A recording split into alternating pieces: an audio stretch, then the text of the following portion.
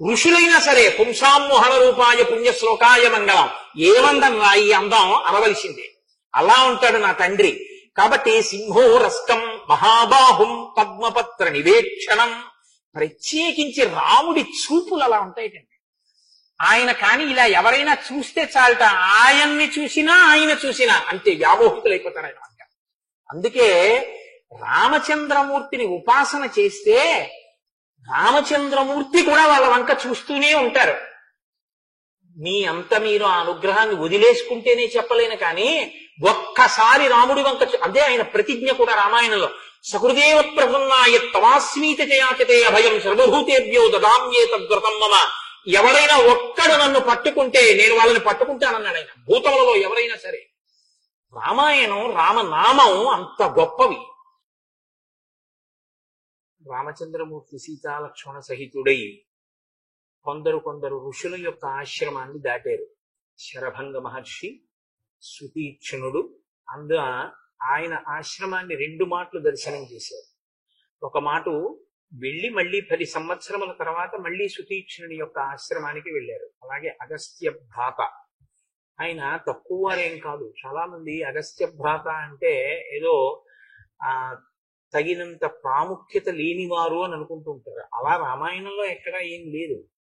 ఆయన మహానుభావుడు, చాలా గొప్ప తపస్వి. కానీ ఆయన ఇంట్లోనే అన్నగారు చాలా గొప్ప తేజస్సు కలిగినటువంటి వాడు, విశేషమైనటువంటి తపోబలం ఉన్నవాడు. కాబట్టి ఇక అన్నగారికి తమ్ముడుగా ఉండిపోయాడు తప్ప ఇంకా ఆయనకి అంటే వేరే పేరు ప్రకాశించలేదు. అది దోషం కాదు కూడా, చాలా గొప్ప విషయమే. ఒక ఇంట్లో అన్నగారు చాలా గొప్పవాడైతే ఆ అన్నగారికి తమ్ముడు అని పిలువబడడం చాలా మర్యాదతో కూడుకున్నటువంటి విషయం. తండ్రి గారికి కొడుకు అని చెప్పినా, ఫలానా మామగారికి అల్లుడు అని చెప్పినా, ఫలానా అన్నగారికి కొడుకు అని చెప్పినా దోషం ఏమీ కాదు. అది కీర్తికారకం. తన వంశంలో అటువంటి వారు ఉన్నారు అని చెప్పి, తనకి ఆత్మబంధువులలో అటువంటి వారు ఉన్నారు అని చెప్పి చాలా సంతోషించదగినటువంటి విషయాలలో అదొకటవుతుంది. కాబట్టి మీరు జాగ్రత్తగా గమనిస్తే అరణ్యకాండ ప్రారంభం దగ్గర నుంచి కూడా మీకు ఇక రావణ సంహారం వైపుకి ఋషులు అడుగులు వేయించడం మొదలు పెడతారు రాముణ్ణి. అందుకే ఒక్కొక్క ఋషి చెప్పే మాట రాబోయేటటువంటి కథకి సంబంధించినదై ఉంటుంది. శరభంగుడి దగ్గరికి వెడితే ఇంద్రుడు కనపడతాడు. ఇంద్రుడు రాక్షస సంహారం గురించే రామచంద్రమూర్తికి కావలసిన సమర్థత ఎలా ప్రకాశించాలో శరభంగ మహర్షితో మాట్లాడుతూ ఉంటాడు. రామ, నీ దర్శనం కోసమే నేను ఎదురు చూస్తున్నాను, నీ దర్శనం అయిపోయింది, నేను ఇంకా బ్రహ్మలోకానికి వెళ్ళిపోతున్నాను అని శరభంగ మహర్షి వెళ్ళిపోతాడు. సుతీక్ష్ణుడు ఆయన ఒక ఆశ్చర్యకరమైన మాట ఒకటి అంటాడు. అన్నీ చెప్పి ఆశ్రమం గురించి ఇక్కడికి అప్పుడప్పుడు లోభ పెట్టడానికి లేళ్ల యొక్క గుంపులు వస్తుంటాయి రామా, జింకలు వస్తుంటాయి అంటాడు. అంటే రాముడు అంటాడు, నాకేం వాటి గురించి పెద్ద చింత లేదు, నా చేతిలో ధనుర్బాణాలు ఉన్నాయంటాడు. నవ్వి ఊరుకుంటాడు సుతీక్ష్ణుడు. కానీ రామాయణ కథలో రాబోయే కాలంలో ఆ జింకయే లోభ పెట్టి రామాయణ కథని ఒక గొప్ప గతికి తిప్పింది. ఋషులు ఒక సర్గలో 2-3 సర్గల్లో ఒక ఘట్టంలో మాట్లాడారు అంటే అరణ్యకాండలో మాట్లాడిన మాటలన్నీ కూడా రామచంద్రమూర్తి యొక్క అవతార ప్రయోజనం వైపుకి అడుగులు వేయిస్తాయి. ఇవన్నీ ఒకెత్తు. అగస్త్య మహర్షి ఇచ్చినటువంటి విష్ణు చాపం ఎక్కడ రామచంద్రమూర్తి ఆశ్రమాన్ని నిర్మాణం చేసుకుని నివసిస్తే అవతార ప్రయోజనం నెరవేరుతుందో అటువంటి ప్రదేశాన్ని పంచవటి నిర్ణయం చేసి చెప్పడం ఒకెత్తు. ఇప్పుడు ఆ పంచవటి ప్రదేశానికి సీతాలక్ష్మణ సహితుడై రాముడు బయలుదేరి వెడుతున్నాడు. వెడుతుంటే ఆయనకి చెట్టు మీద ఒక చాలా పెద్ద శరీరం కలిగినటువంటి పక్షి కనపడింది. అది ఒక పక్షి అంటే పక్షులలో పెద్దదిగా చెప్పబడేటటువంటిది సాధారణంగా గ్రద్ద కాకపోతే ఒక డేగ, రాబందు, అవి తప్ప అంతకన్నా పెద్ద పెద్ద పక్షులు లోకంలో ఎక్కువగా చెట్ల మీద కనపడే ఉండవు. కానీ అసాధారణమైనటువంటి పరిమాణంతో ఉంది ఆ పక్షి. కాబట్టి రాక్షసుడు అనుకున్నాడు ఆయన. రాక్షసుడే పక్షి రూపంలో ఇక్కడ ఉన్నాడు అని, నీవు ఎవరు, ఎందుకు ఇక్కడ ఇలా పక్షి రూపంలో చెట్టు మీద ఉన్నావు అని అడిగాడు. అడిగితే ఆయన అన్నాడు, శతం పితృశకం బుద్ధ్వా పూజయామాస రాఘవ సతస్య కులమవ్యగ్రం అధ అప్రచ్ఛ నామచ. నేను జటాయు అనబడేటటువంటి పేరున్నవాణ్ణి. నేను మీ తండ్రి గారైనటువంటి దశరథ మహారాజు గారికి స్నేహితుడిని. ఈ మాట చెప్పగానేట రాముడు పూజించాడు. పూజించి మైత్రిని కలుపుకున్నాడు. శ్రీరామాయణాన్ని మీరు యథాతథంగా చదివితే ఇన్ బిట్వీన్ ది లెటర్స్ అంటుంటారు ఇంగ్లీష్ లో. అంటే అక్కడ ఉన్నదేదో అదే మీరు చదివితే మీకు అందులో కొత్తగా ఒక ప్రయోజనం వనగూడుతుంది అని నేనేం భావించాను. నేను అందుకే తరచు మీతో ప్రస్తావన చేస్తూ ఉంటా. రామాయణం ఒక ధర్మశాస్త్రం. మనిషి తన జీవితాన్ని మెరుగుపరుచుకోవడానికి శ్రీరామాయణంలోంచి ఏ ముత్యాలు ఏరుకోవాలో ఆ ముత్యాలు ఏరుకోవాలి. రాముడు వెంటనే మైత్రి చేయడానికి కారణం ఒక్కటే, నేను మీ తండ్రి గారికి సఖుడను అన్నాడు జటాయుడు. తండ్రి గారి స్నేహితుడు అన్న మాట వినపడగానే తండ్రిగానే భావించాడు. నా తండ్రి స్నేహితుడంటే నాకు తండ్రి వంటి వాడే. వెంటనే పూజించాడు రాముడు జటాయుడిని. అది పక్షే కావచ్చు, కానీ వెంటనే పూజ చేశాడు. ఇది ఇవాళ లోకంలో లుప్తమైపోతున్నటువంటి ధర్మం. సాధారణంగా తండ్రి గారి స్నేహితులు అన్న వాళ్ళకి అంత గౌరవం ఇవ్వగలిగినటువంటి స్థితిలో అన్ని కుటుంబాల్లోనూ లేదు. తండ్రి గారంటేనే గౌరవం క్షీణించిపోతాం. ఇక తండ్రి గారి స్నేహితులంటే వాళ్ళని మనం గౌరవించేది ఏమిటనేటటువంటి స్థితి కాదు. తండ్రి యందు అసలు ఆ గౌరవం ఉంటే తండ్రి గారి స్నేహితుల్ని గౌరవించడం వస్తుంది. రాముడు తండ్రి గారి స్నేహితుల్ని గౌరవించగలిగాడు అంటే ఆయనకి తండ్రి అన్న మాట మీద ఉన్న గౌరవం అటువంటిది. కాబట్టి ఆయన నీ పుట్టి పూర్వోత్తరాలు ఏమిటి, నీ వంశం ఏమిటి, ఎందుకు నువ్వు ఇలా పక్షి రూపంలో ఇక్కడ ఉన్నావు అని అడిగారు. శ్రీరామాయణం చాలా ఆశ్చర్యకరమైనటువంటి అమృత స్వరూపమైన ఆది కావ్యం. కేవలం నీ పేరేమిటి అంటే నా పేరు జటాయువు అని మాట చెప్పచ్చు.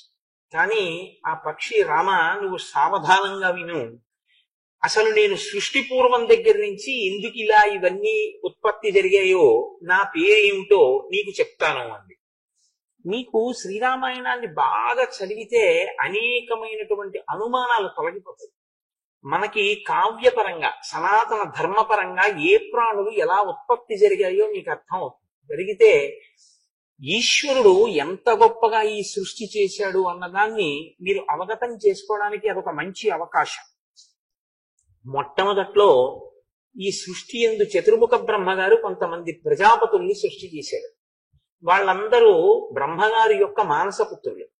వాళ్ళు కర్దముడు, విక్రీతుడు, శేషుడు, సంశ్రయుడు, స్థాణువు, మరీచి, అత్రి, క్రతువు, పులశ్చుడు, అంగిరసుడు, ప్రచేతసుడు, పులహుడు, దక్షుడు, వివస్వంతుడు, కశ్యపుడు.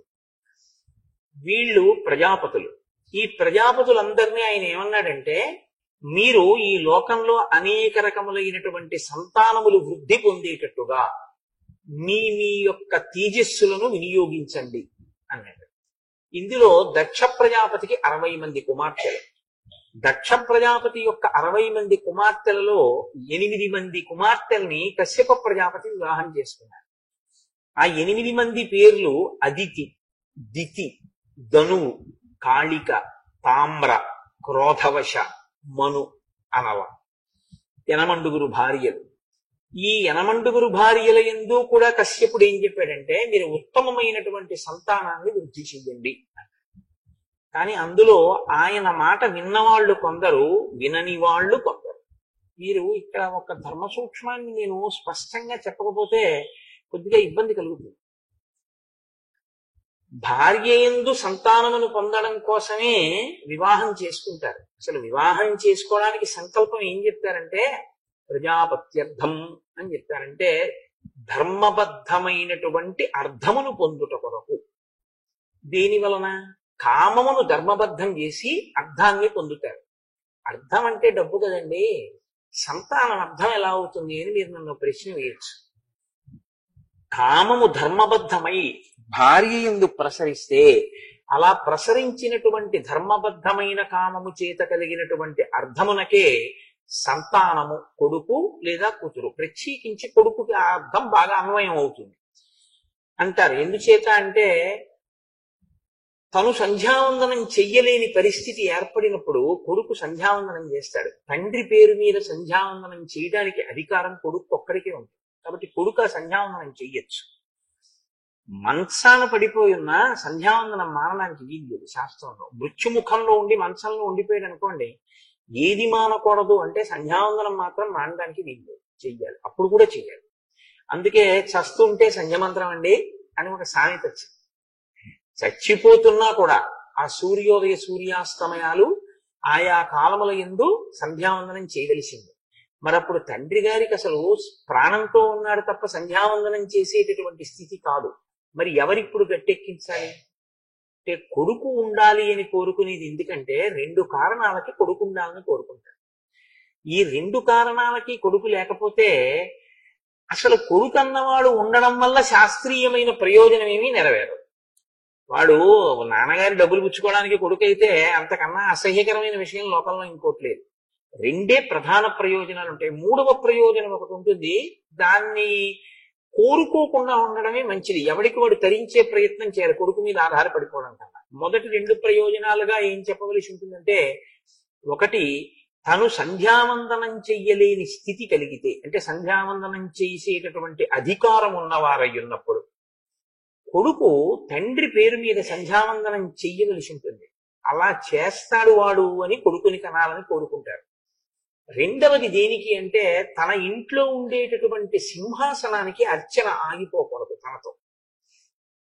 తనతో అర్చన ఆగిపోయింది అనుకోండి, తన తర్వాత ఆ సింహాసనం ఏమవ్వాలి? ఇంకా ఆ గోత్రనామాలతో అర్చన చేసేవాళ్ళు ఎవరు లేరు, కొడుకులు లేరు. కాబట్టి ఆ సింహాసనానికి అర్చన ఆగిపోతుంది అక్కడతోటి. కాబట్టి పరంపరాగతంగా వస్తున్నటువంటి సింహాసనానికి అర్చన ఆగిపోకుండా ఉండడం కోసం కొడుకు కావాలి అని కోరుకుంటారు. 3వ ప్రయోజనం అనుషంగిక ప్రయోజనం. దానికి పెద్ద విలువ ఇవ్వద్దు అని నేను మీతో మనవి చేయడానికి ఒక కారణం ఉంది.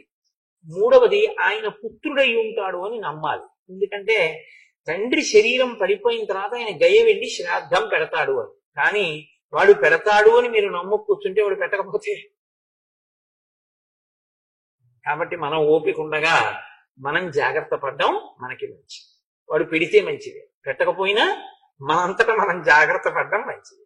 దంతంబుల్ పడనప్పుడే తనువు ఎందారూఢి ఉన్నప్పుడే కాంతాసంఘము రోయనప్పుడే జరాక్రాంతంబు కానప్పుడే వింతల్ మేన చెరించునప్పుడే కురుల్ వెల్వెల్ల కానప్పుడే చింతింపన్వల మీ పదాంబుజములం శ్రీకాళహస్తీశ్వర అంటాడు ధూర్జటి. నిజంగా ధూర్జటి కాళహస్తీశ్వర శతకం లాంటి గ్రంథం అద్భుతం. ఎవరైనా ఈశ్వరుణ్ణి స్తోత్రం చేస్తారు. ధూర్జటి అలా కాదు. ఈశ్వరుడి దగ్గరికి వెళ్ళి తన బలహీనతలు చెప్పుకున్నాడు. ఈశ్వర, నన్ను ఎలా గట్టెక్కిస్తావయ్యా అన్నాడు. వివిధ సందర్భాలలో మనిషికి ఉండేటటువంటి బలహీనతలు ఈశ్వరుడి దగ్గరికి వెళ్ళి చెప్పడం మీరెవరి విషయంలో చూడరు. ఈశ్వరుడి దగ్గర కూడా తను చాలా పవిత్రుడిగా నటిస్తాడంటే తప్పు చేసి. ధూర్జటి అలా కాదు. ఈశ్వరుడి దగ్గరికి వెళ్ళి తన తప్పు చెప్పుకున్నాడు. ఎంత గొప్పగా చెప్పుకున్నాడంటే, వేశ్యల యొక్క సుఖాన్ని అనుభవించి వాళ్ళు గిల్లితే ఈ శరీరం అంతా కాయలు కాసింది ఈశ్వర. అయినా నాకు ఇంకా కామం తీరలేదు. ఈ కామం తీరేటట్టుగా నువ్వు నన్ను అనుగ్రహించవా అన్నాడు. తమ కంబొప్ప పరంగనాజనుల పరద్రవ్యంబులను మృత్యులింగ మహోద్యోగము చేయునెం మనము దానిం పట్టి వైరాగ్య పాశంబులను చుట్టి బిగించి నీ చరణ స్తంభంబునం కట్టివైచి ముదం బెన్నడు కల్గజేయ కదవో శ్రీకాళహస్తీశ్వర అంటే. ఈ పద్యాలో ఒక్కొక్క పద్యం అమృత భాండం. నిజంగా అందులో నాకైతే చాలా గొప్పగా అనిపించేది ఏమిటంటే, ఆయనకి ఎంత తత్వం అర్థమైందో కానీ నిజంగా ఆలంచును మెడకట్టి దానికి అపత్య శ్రేణి కల్పించి బాలవ్రాతము నిచ్చిపుచ్చుకొని సంబంధంబు కావించి అంటాడు. ఈశ్వర, నన్ను ఇలా కట్టేశావయ్యా, ఎంత చమత్కారంగా కట్టావంటే. సరే, ఇప్పుడు మళ్ళీ కాళహస్తీశ్వర శతకంలోకి లోపలికి ఎందుకు కానండి. కాబట్టి ఇప్పుడు కొడుకులు ఉండాలి అని కోరుకోవలసినటువంటి అవసరం ఎందుకు కలుగుతుంది అని మీకు నేను చెప్పాను. అయితే ప్రజాపత్యర్థం అని కదా అడుగుతాం, బిడ్డల కొరకు కదా కామాన్ని ధర్మబద్ధం చేసి అర్థంగా సంతానాన్ని పొందుతాం. ఎందుకంటే వాడు ఇదిగో ఈ ఉద్ధరణ చేస్తాడు అని. కానీ వాడలా చేయకపోతే అది వేరు విషయం. కానీ సత్పుత్రుడన్నవాడు కలగడానికి శాస్త్రంలో ఒక మర్యాద ఉంది. ఎట్టి పరిస్థితులలోనూ కూడా సాయంకాలపు అసుర సంధ్య వేళలో భార్యా సంగమం చేయకూడదు, పరమ నిషిద్ధం. ఎందుచేతనంటే సాయంకాలపు అసుర సంధ్య వేళలో భార్యా సంగమం చేయడం వల్ల కాని బిడ్డలు పుడితే వాడు ఆ వంశంలో పైన పరమపుణ్యాత్ములై అశ్వమేధాది యాగములు చేసిన వాళ్ళు కూడా తలకిందులుగా నేల మీద పడిపోయేటంతటి దురాత్ముడవుతాడు. వాడు లోక కంటకుడవుతాడు, లోకాన్నంతటినీ బాధ పెట్టేవాడు అవుతాడు. శాస్త్రం అలాగే మాట్లాడుతుంది. భాగవతంలో హిరణ్యకశిపులు పుట్టడానికి కారణం ఇదే చెప్తారు కశ్యప ప్రజాపతి దితి విషయంలో. అసుర సంధ్య వేళ సంగమించినటువంటి కారణం చేతనే ఆ విశ్వవసో బ్రహ్మకి ఆ తర్వాత కైకసికి వాళ్ళిద్దరికీ కలిపి దారుణమైన సంతానం కలిగారు. కైకసి రాకూడని సమయంలో వచ్చింది విశ్వవసో బ్రహ్మ దగ్గరికి. వచ్చి బొటన వేలిని నేల మీద రాస్తూ నిలబడింది. నిలబడితే ఆయన త్రికాలజ్ఞుడు మహానుభావుడు విశ్వవసో బ్రహ్మ. నువ్వు ఎందుకు వచ్చావు అని అడిగాడు. నేను కొంత చెప్పగలను, అంతకన్నా ఆడదాన్ని మనసు విప్పి ఏం చెప్పగలను, నీ వలన కుబేరుడు జన్మించాడు, అంతటి తేజోమూర్తులైన బిడ్డల కొరకు నీ వద్దకు వచ్చాను, నీ తేజస్సు చేత నాకు అటువంటి బిడ్డలు కావాలని. ఆయన అన్నాడు, నువ్వు రాకూడని వేళలో వచ్చావు, అందుకే నీకు పుట్టేటటువంటి వాళ్ళు లోకకంటకులైన సంతానమే కలుగుతారు. అందుకని మొదట పుట్టినటువంటి రావణాసురుడు అటువంటి వాడే, రెండవ పర్యాయం పుట్టినటువంటి కుంభకర్ణుడు అటువంటి వాడే, మూడవదిగా జన్మించినటువంటి శూర్పణఖ అటువంటిదే. అప్పటికి వేళ దాటి చీకటి పడింది కాబట్టి నాలుగవ వాడు మాత్రం విభీషణుడు ధర్మాత్ముడు జన్మించాడు. కాబట్టి భార్య అన్నంత మాత్రం చేత ఉత్తమ సంతానం పొందుతుంది అని చెప్పడం కుదరదు. ఎందుకంటే సంగమ సమయం కూడా చాలా ప్రాధాన్యాన్ని సంతరించుకుంటుంది శాస్త్రంలో. భార్య యందు నిక్షేపించకూడనటువంటి సమయంలో తేజస్సుని నిక్షేపిస్తే వాడు లోకకంటకుడు అయిపోతాడు. ఎందుకంటే అది ఉగ్రవేళ అంటారు. అందులో ఆయన చెప్తాడు కూడా కశ్యప ప్రజాపతి, ఈ ఉగ్రవేళ రమించుట ఒప్పు కాదు అంటాడు. అయినా సరే ఆవిడ విందది వేరే విషయం అనుకోండి. భాగవతంలో హిరణ్యకశిపులు మొదలైన వారి జనన వృత్తాంతంలో చెప్తారు ఆ విషయాన్ని.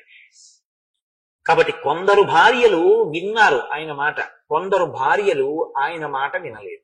మరి కశ్యపుడు ఎందుకు పట్టించుకోడు అంటే, కశ్యపుడు బ్రహ్మతేజస్సు కలిగిన వాడు, ఆయన మహానుభావుడు ప్రజాపతి, ఆయన కర్తవ్యాన్ని ఆయన నిర్వహిస్తాడు, చెప్తాడు. ఒకసారి వినలేదనుకోండి, మీ కర్మ అనుభవించండి అని చెప్తాడు. కాబట్టి కశ్యప ప్రజాపతి తేజస్సుకే పుడతారు యనమండుగురికి పిల్లలు, కానీ యనమండుగురి పిల్లలు ఒక్కలా ఉండరు. అది కారణం. ఇది ఈ రహస్యాన్ని పట్టుకోవాలి. శ్రీరామాయణంలో జటాయువు మాట్లాడాడంటే అనవసరంగా మాట్లాడలేదు, అందులో చాలా పెద్ద ధర్మ సూక్ష్మాన్ని బిగించాడు. అందరూ దక్ష ప్రజాపతి కుమార్తెలైన యనమండుగురు కశ్యప ప్రజాపతి భార్యలు, అందరి సంతానము ఒకలాంటి వాళ్ళు కలగలేదు. మొదటి భార్య అదితి. మొదటి భార్య అన్నమాట ఎందుకు వాడాలి? యనమండుగురులో ఒకటి అదితి.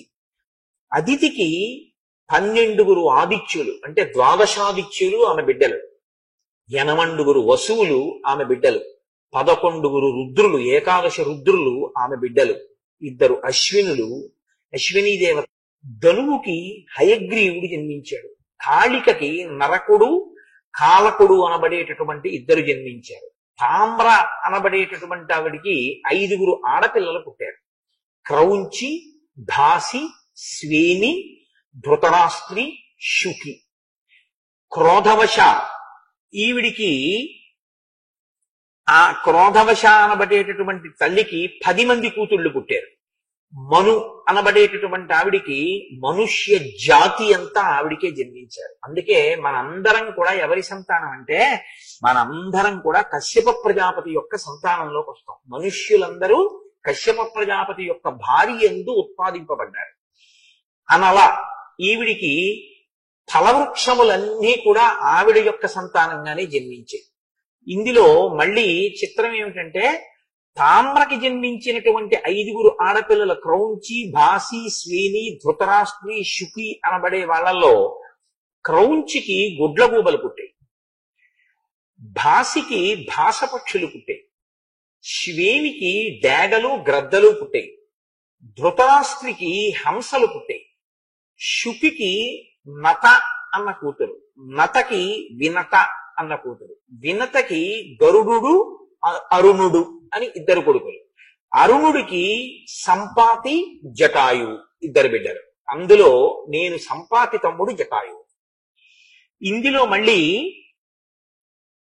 చిత్రం ఏమిటంటే ఈ వచ్చినటువంటి వాళ్ళల్లో క్రోధవశ అనబడేటటువంటి ఆవిడికి, కశ్యప ప్రజాపతి భార్యలలో క్రోధవశకి 10 మంది కుమార్తెలు జన్మించారు. వాళ్ళు ఆ కుమార్తెల పేర్లు మృగి, మృగమంద, హరి, భద్రమద, మాతంగి, శార్దూలి, శ్వేత, సురభి, సురస, కద్రువ. మళ్ళీ ఈ 10 మంది కూతుళ్ళకి మృగికి లేళ్లు పుట్టాయి. మృగమందకి ఎలుకుబంట్లు, చమరం మృగాలు, శృమరములు పుట్టాయి. ఇందులో ఈ చమరం మృగము అంటేనే దానికే చామరము అని మనం ఒకటి ఈశ్వరుడి సేవలో వేస్తూ ఉంటాం. దాని వెంట్రుకలతో చేస్తారు. వెంట్రుక దూష్యము, దోషభూయిష్టము. వెంట్రుక అనబడేటటువంటిది పెద్దలకు ఎప్పుడైనా మీరు దేవతార్చన చేసేటప్పుడు వెంట్రుక వస్తే వెంటనే వదిలేస్తారు. అక్కడ పూజ చేసేటప్పుడు వెంట్రుక వస్తే మళ్ళీ స్నానం చేసి వచ్చి పూజ చేయాలి. వెంట్రుక అంత దోషభూయిష్టం. సరే, నేను దాని గురించి అంత పెద్ద ఎక్కువ ఇప్పుడు ఉపన్యాసం చెప్పదలుచుకోలేదు అనుకోండి. కానీ చామరీ మృగం యొక్క వెంట్రుకకున్న గొప్పతనం ఏమిటంటే అది సేద తీరుస్తుంది. దాని నుంచి వచ్చేటటువంటి గాలి అలసట తీరుస్తుంది. అందుకే ఈశ్వరుడికి చాలా పెద్ద సేవ ఏదైనా చెయ్యాలి అనుకుంటే అసలు నిజానికి ఉన్న సేవలలో కల్లా పెద్ద సేవ ఏమిటో తెలుసా అండి? చామరం వేయడం. ఎందుకంటే చామరం వేసేటప్పుడు ఒక లక్షణం ఉంటుంది. చామరం నుంచి గాలి వచ్చేట్టు వేయకూడదు. ఓ ఇలా విసురుగా ఆయన బట్ట కదిలిపోయేటట్టు వేయకూడదు. గాలి చామరం నుంచి వెళ్ళి ఆయనకి తగలాలి. అంటే అందుకే చామరం వేస్తే ఇలా ఎత్తి ఇలా అంటారు. అంటే అది కుచ్చులో ఇలా విడుతుంది. మళ్ళీ ఇలా అంటే ఇది ఇలా విచ్చుకుని ఇలా ఇలా ఇలా పడాలన్నమాట. చామరం పడితే దాని మించి గాలి ఈశ్వరుడికి తగులుతుంది. ఈశ్వరుడికి ఆ గాలి తగిలితే ఆయన సేద తీరుతాడు. ఎందుకో తెలుసా అండి? మీరు ఆయనకి సేవలు ఒకదాని తర్వాత ఒకటి చేసేస్తుంటే ఆయన బడలిక కలుగుతుంది. ఆ పదార్థాలన్నీ మీద పోసుకుని చేసుకుని ఆయన బడలుతాడు. అందులో మంత్రం క్రియ రెండూ కానీ ఒకదాని పక్కన ఒకటి సరిగ్గా జరగకుండా వేగంగా జరిగిపోతున్నాయి అనుకోండి, చాలా అసహ్యంగా ఉంటుంది ఈశ్వరుడికి కూడా. ఎందుకో మీరు ఆవాహయామి అష్టయోహర్జున సమర్పయామి, పాదయోహ పాద్యం సమర్పయామి, ధ్యాచనై సమర్పయామి, శుద్ధోదక స్నానం సమర్పయామి, ఆపోహిష్టామి ఓహో నీళ్లు జల్లేసి చకచక చేసేస్తుంటే ఆయన ఎంత తొందరగా చేయాలి గుర్తుపెట్టి మీరు చూడండి. ఇలా కాళ్ళు పెట్టేసి గౌబ కాళ్ళు పెరిగింది, ఇలా చేపెట్టి నీళ్లు పట్టేసి ఇలా తాగేసి గౌబ స్నానం ఊడి తుడిచేసుకుని ఏం చేసి ఏమిటైన కర్మ? అసహ్యించుకుంటాడే. ఎందుకు ఆ పూజను? అందుకే 3 ఏకం అవ్వాలని చెప్తారు పూజలో. వాక్కు, మంత్రము ఆగాలి ఉపచారానికి, క్రియ మీరు చేసేటటువంటి క్రియ మంత్రము రెండూ కలవాలి. వాక్కు మంత్రము, వాక్యే మంత్రము నోటితో పలుకుతాం కాబట్టి మంత్రము, మీరు చేసేటటువంటి ఉపచారము, ఉపచారమునకు అనుగుణంగా పడవలసినటువంటి పదార్థం. ఎలా పడాలో అలా పడాలి పదార్థం. అభిషేకం చేస్తున్నానని చెప్పి ఉద్ధరిని పెట్టి చేయకూడదు. అభిషేకం చేస్తే ధారగానే చెయ్యాలి. అందుకే ధారాపాత్ర పెడతారు. అంతేగాని ఉద్ధరిళ్ళు పట్టుకుని నీళ్లు పోయకూడదు. ఈశ్వరుడికి అభిషేకం జరుగుతుంటాయి, ధార కిందే పోయాలి. కాబట్టి ఏది ఎలా చెయ్యాలో అలా చేసి మీరు ఇక్కడ చూడాలి. ఈశ్వరుని యొక్క ఉపచారాన్ని ఇక్కడ చూస్తే మంత్రం ఆగుతుంది. ఇక్కడ మీరు చూడలేదనుకోండి, మంత్రం ఆగలేదు అంటే కారణం ఏంటంటే వాడికి అసలు లోపల వాడు చూడటం లేదు అని గుర్తు. వాడు యాంత్రికంగా మంత్రం చెప్తున్నాడని గుర్తు. అంటే అతనికి అసలు ఏమి దాని మీద శ్రద్ధ లేదు అని గుర్తు. ఏమిటో తెలుసా అండి? ఎక్కడ దొరికిపోతుందో తెలుసా మంత్రం? నైవేద్యం దగ్గర దొరికిపోతుంది. ఎందుకంటే మీరు నైవేద్యం పెట్టారనుకోండి, మధ్యే పానీయం సమర్పయామి అని ఒక మంత్రం ఉంది. మధ్యే పానీయం సమర్పయామి అంటే ఏమిటి అర్థం? మధ్యలో నీళ్లు తాగు అని. స్వామి వెక్కిళ్ళు ఒకసారి గబగబా తినకండి, కొంచెం మధ్యలో నీళ్లు పుచ్చుకోండి. మధ్యలో నీళ్లు పుచ్చుకోండి అని మీరు చెప్తే మీరు ఉద్ధరితో నీళ్లు విడిచిపెట్టి ఏం చేయవలసి ఉంటుంది? ఆగాలి. ఎందుకు ఆగాలి? అయిపోలేదు భోజనం. ఆయన మంచినీళ్ళు తాగి మళ్ళీ తింటారు పెరుగు అన్నం. అంటే మీకు ఇక్కడ కనపడాలి. ఇంకా ఆయన తింటున్నారు అన్న విషయాన్ని మీరు అనుభవించాలి. అయిపోయింది భోజనం, ఇప్పుడు ఉత్తరాపోసనం సమర్పయామి. ఉత్తరాపోసనం సమర్పయామి తాగాలా? కనీసం ఇలా నోటి దగ్గర పెట్టుకుని 2 గుటకలు వేయడం అన్నా మీకు కనపడాలా? ఆ తాగడం కనపడితే మీరు ధ్యానావస్థ యందు మమీకం చెందుతారు. ఒక బంగారు పాత్రలో మీరు శుద్ధ జలాన్ని ఇస్తే ఈశ్వరుడు ఇలా పట్టుకున్నాడు అనుకోండి, ఆయన వేళ్ల మీద ఉంగరాల మెరుపులు మీకు బంగారు పాత్ర మీద కనపడాలి. ఆయన ఇలా నోట్లో పెట్టుకుంటే ఆయన కింది పిరివి మీకు కనపడాలి. ఎందుకంటే మీరు చూడండి, మీరు ఎప్పుడైనా మీ బిడ్డలకి మంచినీళ్ళు ఇచ్చి చూడండి, ఇలా నోట్లో పెట్టుకు తాగుతుంటే తలెత్తుతారు. ఇలా తలెత్తినప్పుడు మీరు చూస్తే కింది పెరివి కనపడుతుంది. తాగేటప్పుడు ఎప్పుడూ కూడా కింది పెరివి తడుస్తూ ఇక్కడ కదలిక కనపడుతుంది, గుటకలు పడుతుంది. అది మిమ్మల్ని దర్శనం చేయమని ఆ మంత్రానికి అర్థం. ఉత్తరాపోసనం సమర్పయామి. అప్పుడు ఆయన గ్లాస్ అక్కడ పెట్టేశారు. ఇప్పుడు హస్తవు ప్రక్షాళయామి, చెయ్యి ఎంగిలైంది నీళ్లు తాగితే నీళ్లు పొయ్యాలి. పాదవు ప్రక్షాళయామి, కాళ్ళ మీద పొయ్యాలి. శుద్ధ ఆచమనీయం సమర్పయామి, మళ్ళీ తాగమనాలి. ఇక్కడ చిత్రం ఏమిటో తెలుసా అండి? మీకు శ్రద్ధ ఉందో లేదో మీరే మీకు మీరు తీర్పు చెప్పడం కోసమని ఒక మంత్రాన్ని వదిలేసింది శాస్త్రం. ఏ మంత్రమో తెలుసా?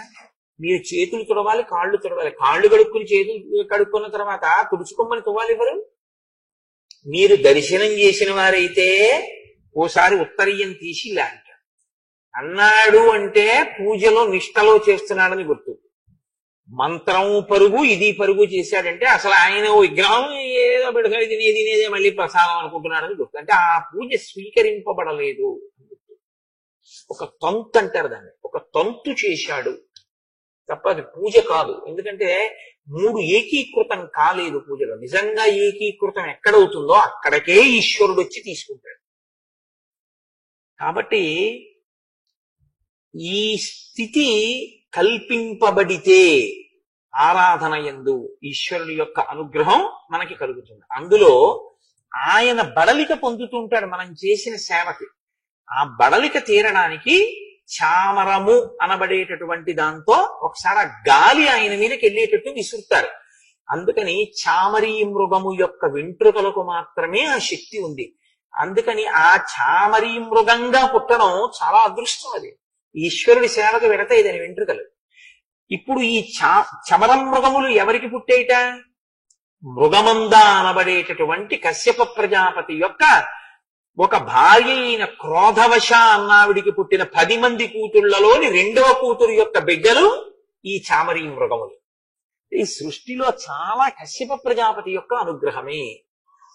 హరి అన్న అమ్మాయికి సింహములు బలమైన కోతులు పుట్టే, అందుకే హరీశ్వర అంటుంటారు. భద్రమద, ఈవిడికి ఇరావతి అన్న కూతురు పుట్టింది. ఈ ఇరావతికి ఐరావతము అనబడేటటువంటి కొడుకు పుట్టాడు. మాతంగి, ఈవిడికి ఏనుగులు పుట్టాయి, అందుకే మాతంగములు అంటుంటారు. శార్దూలి, ఈవిడికి పెద్ద పులులు కొండముచ్చులు పుట్టాయి. శ్వేత, ఈవిడికి దిగ్గజములు పుట్టాయి, అంటే భూమిని మోసేటటువంటి ఏనుగులు అన్ని దిక్కుల్లో ఉండేవి. సురభి, ఈవిడికి రోహిణి గంధర్వి అని 2 ఆడపిల్లలు. ఈ రోహిణికి గోవులు పుట్టాయి, గంధర్వికి అశ్వములు పుట్టాయి. ఈ మాటలు చెప్తున్నప్పుడండి గోశాలతో సహా అన్ని సంతోషిస్తాయి. ఎందుకంటే సృష్టి ఎలా జరిగిందో చెప్తున్నారు. సురస, అనేక శిరస్సులు కలిగినటువంటి నాగులు జన్మించాయి ఈవిడికి. అందుకే నాగమాత సురస వచ్చింది అంటుంటారు. సుందరకాండలో వస్తుందన్నమాట. కద్రువ, సాధారణ సర్పములు జన్మించాయి. వాటితో పాటు 1000 పడగలు కలిగినటువంటి ఆదిశేషుడు కూడా ఆమెకి జన్మించాడు. ఆయన భూమిని మోస్తుంటాడు. రామా, ఇది సృష్టి క్రమం, ఇలా పుట్టే ఇవన్నీ. అందులో మేము అరుణుని యొక్క కుమారులం, సంపాతి జటాయువు. సంపాతి నా అన్నగారు, జటాయువు నేను తమ్ముణ్ణి. నేను మీ నాన్నగారైనటువంటి దశరథ మహారాజు గారి యొక్క స్నేహితుణ్ణి. నేను ఎందుకు ఇప్పుడు నీ దగ్గరికి వచ్చానో తెలుసా? నువ్వు దండకారణ్యంలోకి ప్రవేశించావు. ఇదం హి దుర్గం కాంతారం మృగరాక్షస సేవితం సీతాంచ తాత రక్షిష్యే త్వయి యాతే సలక్ష్మణే.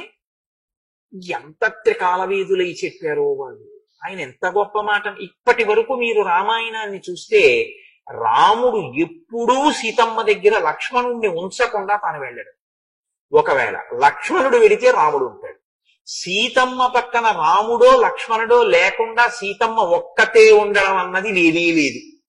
కానీ ఆయన అంటున్నాడు జటాయువు, నీవు లక్ష్మణ సహితుడవై వెళ్ళిపోవలసిన పరిస్థితి వస్తే సీతమ్మని నేను కాపాడతాను. వచ్చేస్తాను అరణ్యకాండలోనే ఒక రోజు 2 రోజులు వచ్చేస్తుంది సందర్భం. ప్రతి వాళ్ళు ఒక రాబోయే సందర్భాన్ని చెప్పేస్తున్నారు.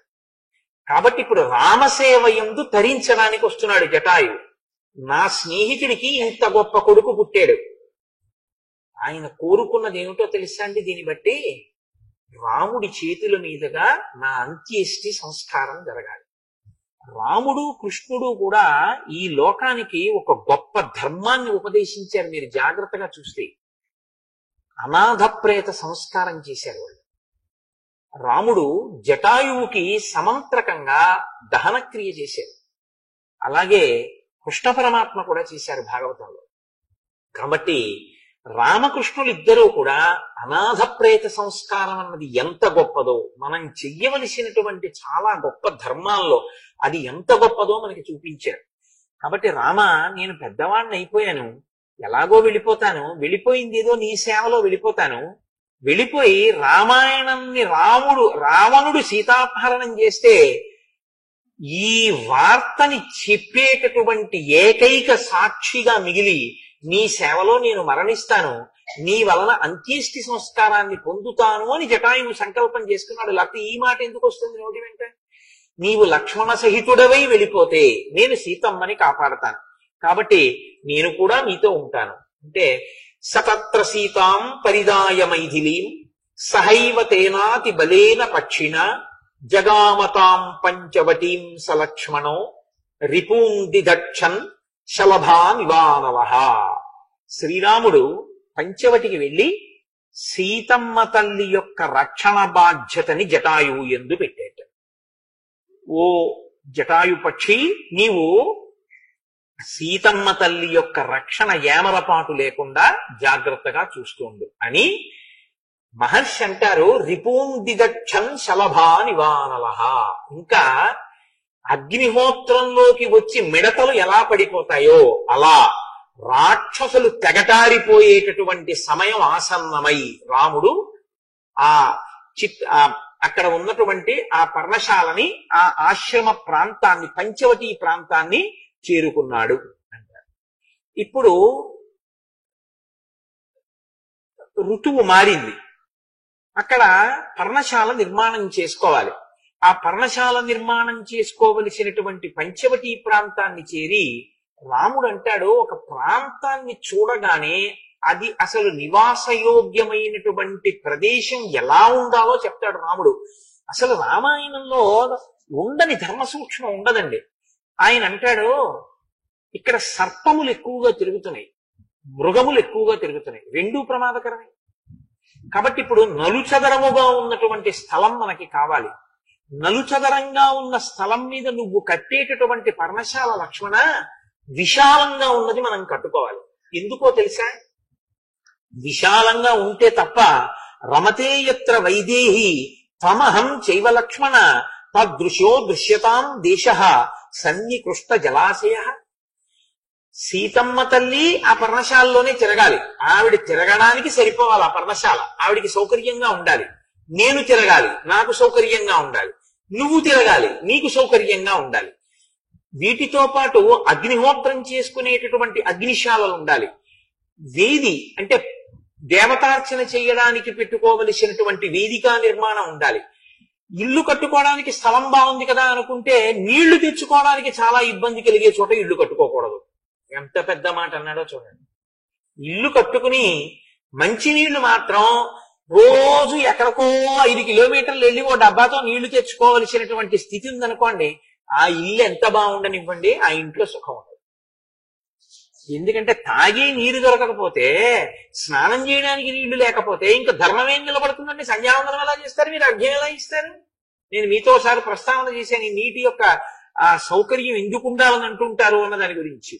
ఆ తిరుక్కురల్లో తమిళ కవి కూడా ఇదే ప్రతిపాదన చేస్తుంటారు ఆ నీటి గురించి. కాబట్టి రమతే యత్ర వైదేహి త్వమహం చైవ లక్ష్మణ తాదృశో దృశ్యతాం దేశ సన్నికృష్ట జలాశయ. నీళ్లు ఉండాలి. ఇంటి ముందు మామిడి చెట్టు, పనస చెట్టు, పున్నాగ చెట్టు, ఇటువంటి దేవతా వృక్షములు కొన్ని ఉండాలి. ఇంటి ముందు ఉండవలసినటువంటి చెట్లు కొన్ని ఉంటాయి, వాటిని దేవతా వృక్షములు అంటారు. వాటికి స్థల నిర్ణయం లేదు. అవి ఇక్కడ ఉండొచ్చా ఇక్కడ ఉండకూడదా అని లేదు. అవి దేవతా వృక్షములు, ఎక్కడైనా ఉండొచ్చు ఇంట్లో. అటువంటి చెట్లు ఉండాలన్నాడు. ఎందుకని? ఓ పుణ్యాహవాచనం చేసుకోవాలనుకోండి, మామిడి కొమ్మ కావాలి. ఇంట్లో ఓ శుభకార్యం అన్నారనుకోండి, ఓ మామిడి మంట కట్టుకోవాలి. ఓ వరలక్ష్మీ వ్రతం అనుకోండి, ఓ మామిడి తోరణం కట్టుకోవాలి. లేకపోతే ఓ మహాశివరాత్రి వచ్చింది అనుకోండి, గడపకో మామిడి తోరణం కట్టుకోవాలి. పై గడపని లక్ష్మీ కమ్మి అంటారు. లక్ష్మీ కమ్మి అంటే ఇంట్లో ఉన్నటువంటి యజమాని యొక్క వైభవం ఎవరు నిర్ణయం చేస్తారంటే భార్య నిర్ణయం చేస్తుంది. ఇంటి రాజద్వారపు పై కమ్మి నిర్ణయం చేస్తుంది. కింది కమ్మికి పసుపు రాస్తాం గాని తోరణం దేనికి కడతాం? పై కమ్మికే.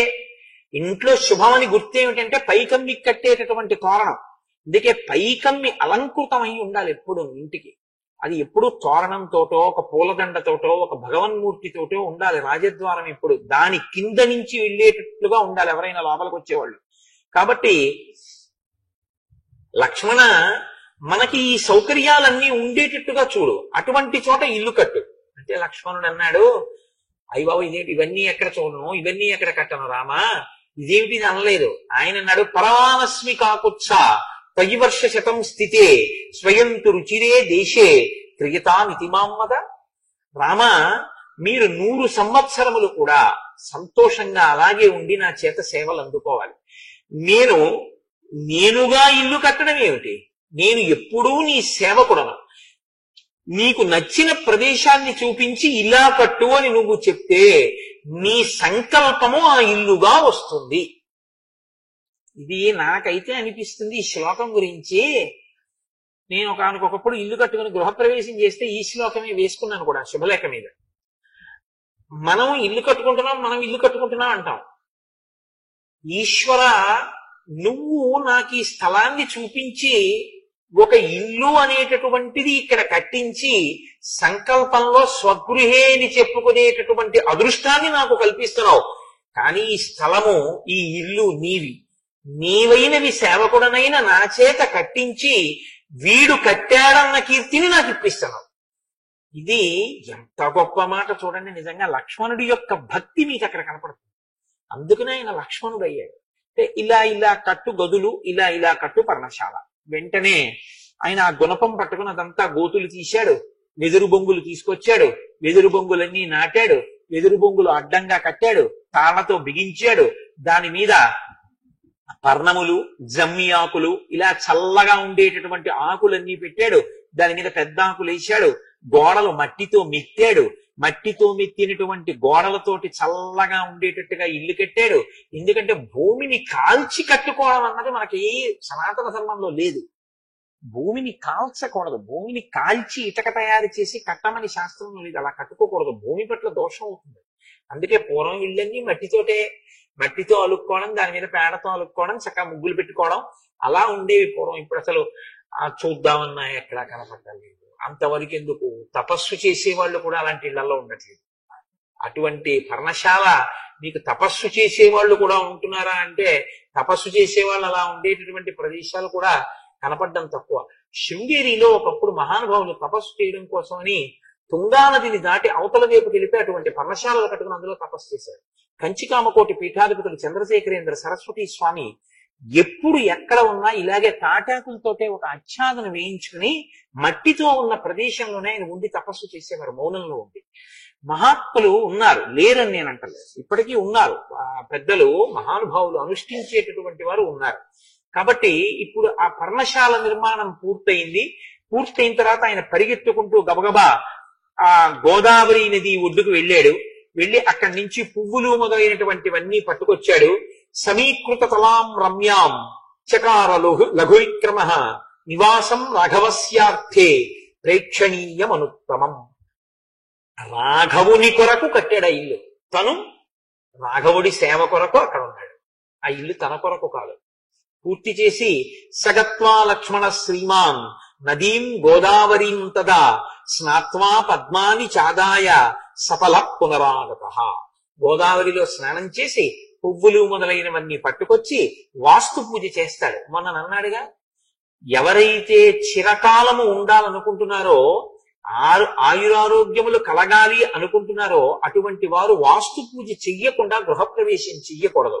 కాబట్టి వాస్తు పూజ చేస్తాను అలా చేస్తే చిరజీవిన అన్నాడు కదా అయోధ్యకాండలో, చాలా కాలం బ్రతికుంటారు ఆ ఇంట్లోకి వెళ్ళిన వాళ్ళని. కాబట్టి తత పుష్పబలిం కృత్వా శాంతించ యథావిధి దర్శయామాస రామాయ తదా శ్రమ పదం కృతం. అక్కడ రాముడు ఆ లక్ష్మణుడు తీసుకొచ్చినటువంటి గోదావరి జలాలతోటి, పుష్పాలతోటి, ఫలాలతోటి శాంతి కార్యాన్ని పూర్తి చేసి, వాస్తు పూజ పూర్తి చేసి, చక్కగా రాముడు సీతా సహితుడై ఆ పర్ణశాలలో ప్రవేశించి సంతోషంగా ఉంటూ లోపలికి వెళ్ళగానే లక్ష్మణుణ్ణి పిలిచి ఒక మాట అన్నాడు. భావజ్ఞేన కృతజ్ఞేన ధర్మజ్ఞేన చ లక్ష్మణ త్వయా పుత్రేణ ధర్మాత్మా న సంవృత్త పితామమ.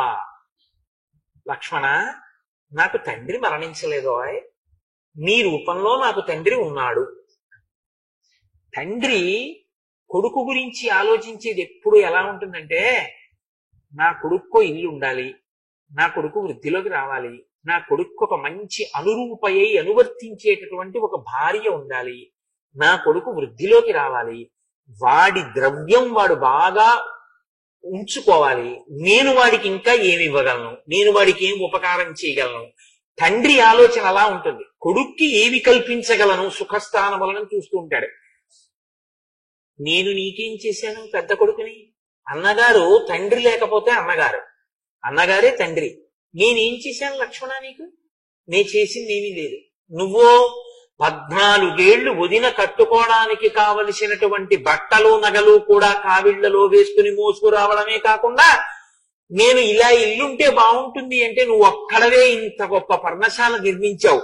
కాబట్టి భావజ్ఞేన, నేను ఒక్క మాట చెప్తే నా భావం ఎరిగి చేస్తావు. ఇది ఇలా ఉండాలి, ఇది ఇలా ఉండాలి, రేపు ఇలా క్రతువు జరగాలి అంటే మా గోపాలకృష్ణ గారు తెల్లవారేటప్పటికి అలా చేసేస్తారు అయ్యప్ప స్వాముళ్ళు. భావజ్ఞేన, భావం ఎరిగి చేయడం. కృతజ్ఞేన, కార్యం తెలిసి చేయడం. మీరు ఇది బాగా పట్టుకోవాలి. భావం తెలిసి చేయడం వేరు, కార్యం తెలిసి చేయడం వేరు. కార్యం తెలిసి చేయడం, భావం తెలిసి చేయడం అన్న మాటలు రెండింటికి అర్థం ఏమిటో తెలుసా అండి?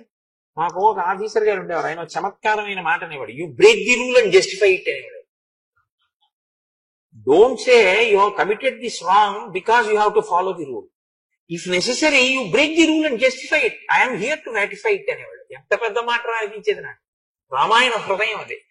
రూల్ అలా ఉంది కదండి, అందుకని నేనేం చేయలేకపోయాను, ఇలాగే చేశానని చెప్పకు. సంస్థకి లాభం కల్పించడం కోసం రూల్ ని బద్దలగొట్టి అవసరమైతే నువ్వు ఆ నియమాన్ని అతిక్రమించి సంస్థకి నువ్వు ఉపకారం చేయి, నువ్వు చేసిన పనిని ఆమోదించాను అని రాయడానికి నేనున్నాననేవాడు. భావజ్ఞేన కృతజ్ఞేన, నా భావం తెలిసి చేయడం. నేను ఇక్కడ పెట్టండి అన్నాను అనుకోండి, ఏదో ఇక్కడ పెడితే గురువుగారు ఇలా అన్నారు కానీ ఇక్కడ పెడితే ఇబ్బంది వస్తుంది, కాబట్టి గురువుగారు ఇక్కడ పెట్టడం కన్నా ఇక్కడ పెడితే బాగుంటుందేమో, ఇలా పెడదామా గురువుగారు, మీరు ఆలోచించండి అని గురువుగారు నొచ్చుకోకుండా అందంగా అడగగలిగినటువంటి ప్రజ్ఞ. భావజ్ఞేన కృతజ్ఞేన ధర్మజ్ఞేన. ఎందుకు అలా చేయాలి? ధర్మం ఆయన అనువర్తించడం, ఆయన చెప్పిన పని చేయడమే తను తరించడానికి కారణం. ధర్మజ్ఞేన చ లక్ష్మణ. లక్ష్మణ, నువ్వు ఇటువంటి వాడివోయ్, ఎంత అదృష్టం నాకు నీలాంటి వాడు తమ్ముడవడం. త్వయా పుత్రేణ ధర్మాత్మ న సంవృత్త పితామమ. నాకు తండ్రి లేడని ఎవరన్నారు? నాకు తండ్రి లేకపోవడం లేదు, నీకు లేడేమో తండ్రి. నేను నీకు అలా ఏమీ చేసి పెట్టట్లేదేమో, కానీ తండ్రి ఉంటే కొడుక్కి ఎలా చేస్తాడో అలా నువ్వు నాకు చేస్తున్నావు లక్ష్మణ. కాబట్టి ఎంత గొప్పవాడవా. ఈ మాట చాలదండి. ఇది లక్ష్మణుడి యొక్క లక్ష్మి. ఇది ఒక గురువుని అనువర్తించేటటువంటి శిష్యుడు ఇవి నేర్చుకోవాలి. ఈ శ్లోకం ప్రాణప్రదమైన శ్లోకం. అరణ్యకాండలో మనుష్యుడు చాలా గట్టిగా పట్టుకుని తన జీవితాన్ని దిద్దుకోవడం ఎలాగా అన్నదానికి ఈ 3 మాటలు బాగా నేర్చుకోవాలి. భావజ్ఞేన కృతజ్ఞేన ధర్మజ్ఞేన. ఇది చేస్తున్నాను కాబట్టి నాకు ఈ కీర్తి రావాలి, గురువు గారు చెప్పిన మాట ఆయన చేస్తుంటాడు. అదే నేను ఇన్ని చేశాను కాబట్టి నాకు ఇదేదో ఈ కీర్తికారకం కావాలి, నా మొహం కనపడాలి, నేనే 10 మందిలోకి తెలుస్తూ ఉండాలి, అది కాదు. ఎందుకు చేశావు? గురువు గారు చెప్పారు కాబట్టి చెయ్యకుండా ఉండలేక చేశావు. అది ధర్మం కాదు. కాఫీ ఎందుకు తాగావు? తాగకుండా ఉండలేక తాగావు. పేపర్ ఎందుకు చదివావు? చదవకుండా ఉండలేక చదివావు. పేపర్ అంతా చదివి దిక్కుమాల పేపర్ ఏమీ న్యూస్ లేదని అసలు పారేసావు. మరి ఎందుకు చదివావు? చదవకుండా ఉండలేక చదివావు. కాఫీ తాగి ఏమిటోనండి ఈ అలవాటు నుంచి బయటపడలేకపోతున్నానంటావు. మరి కాఫీ ఎందుకు తాగావు? తాగకుండా ఉండలేక తాగావు. మరి గురువు గారికి ఎందుకు సేవ చేస్తున్నావు? ఫోటోలో పడ్డానికి కాదు, పేపర్లో పడ్డానికి కాదు. గురువు గారిని అనువర్తించకుండా ఉండలేక అనువర్తించాలి. ఇది ఉండవలసిన ధర్మం. ఇలా ఉండాలి భగవంతుడి దగ్గర, గురువు దగ్గర. ఇలా ఉన్నవాడెవడో వాడికి ధర్మం, అంతే తప్ప దానికి టౌకేసుకోవడం కోసం అని చెప్పి చేసేటటువంటిది ఎప్పుడూ కూడా అది పెద్ద విశేషం కాదు. అసలు అలాంటి దానికి సన్మానాలు సత్కారాలు చేయించుకోవడం అనేటటువంటిది చాలా దారుణమైనటువంటి విషయం. ఈయన వాళ్ళ అమ్మగారిని బాగా చూస్తున్నారండి అందుకని సన్మానం చేస్తున్నాం అంటే ఎవరైనా ఒప్పుకున్నారు అనుకోండి, అంతకన్నా దారుణం ఇంకోటి ఉండదు. అమ్మగారిని బాగా చూస్తే సత్కారం ఏంటండి? అది నా ధర్మం అండి, దానికి నాకు సత్కారం ఏంటండి అనగలగాలి. అంతేగాని అమ్మగారిని బాగా చూసిన వాళ్ళకి సత్కారం చేస్తామన్నారు అనుకోండి, మన పేరు ఇవ్వకూడదు కబుక్కుని. అది అంటే నేను ఒక ఉదాహరణ చెప్తే మీరు పట్టుకోగలుగుతారని ఒక తేలిక ఉదాహరణ చెప్పాను. లోకంలో ఇలాంటివి కూడా ఉన్నాయి. మీరు ఎందుకు చెప్పారు ఈ ఉదాహరణ అనుకుంటారేమో. నేను పేరు చెప్తే బాగుండదని చెప్పట్లేదు. ఇలాంటి వాళ్ళు కూడా, ఇలాంటి సమాజాలు కూడా కొన్ని ఉన్నాయి. తెలుసా అంటే నాకు ఫోన్లు వస్తుంటాయి, నేను చాలా ఆశ్చర్యపోతుంటాను. వీళ్ళు రామాయణం ఎప్పుడు చదువుతారు రా అనుకుంటుంటాను నేను. కాబట్టి ఇప్పుడు వాళ్ళు సంతోషంగా ఆ పంచవటిలో నిర్మించుకున్న ఆశ్రమంలో ఉన్నారు. ఉన్న తర్వాత హేమంత ఋతువు ప్రవేశించింది. మార్గశీర్షము పుష్యము హేమంత ఋతువు విశేషంగా మంచు కురుస్తుంది. ఋతువుని వర్ణించడం చాలా మంది కవులు చేశారు. ఋతువుల్ని వర్ణించినటువంటి కవులు లేరు లోకంలో. కానీ వాల్మీకి మహర్షి ఋతువుని వర్ణించడంలో ఒక పెద్ద చమత్కారం ఉంటుంది. ఏమిటో తెలుసా అండి? ఆయన కేవలం ఋతువుని వర్ణించారు, ఆ ఋతువుని రాముడి కళ్ళల్లోంచి వర్ణిస్తారు. ఆ ఋతువులో రాముడు ఎలా ఉన్నాడన్న దాన్ని వర్ణిస్తారు. అప్పుడు మీకేమవుతుందో తెలుసా? ఆ ఋతువులో రాముడు దర్శనం అవుతాడు. ఇది బాగా మీకు పట్టుకుంటే మీ మనసుకి మీకుండే లక్షణం ఏమిటో తెలుసా అండి? నేను ఇది ఒకసారి అనుభవించాను. మీరు అలాంటి ఋతువుల్లో ఎప్పుడైనా నదీ స్నానానికో వెళ్ళారనుకోండి, మీకు వెంటనే రామాయణం జ్ఞాపకానికి వస్తుంది. నేను ఈ మధ్య భద్రాచలంలో ఉపన్యాసాలు చెప్పడానికి వెళ్తే గోదావరి స్నానానికి వెళితే నాకు ఈ ఋతువర్ణంలో శ్లోకాలే జ్ఞాపకానికి వచ్చేది. నేను ఎందుకు అన్నానో ఈ మాట మీకు ఇప్పుడు బాగా అర్థం అవుతుంది, మీరు అవధరించగలరుగాక. ఆయన అంటారు మహర్షి, ఆ హేమంత ఋతువులో నీహార పరుషో లోక పృథివీ సస్యశాలిని జలాన్యనుపభోగ్యాని సుభగో హవ్యవాహన.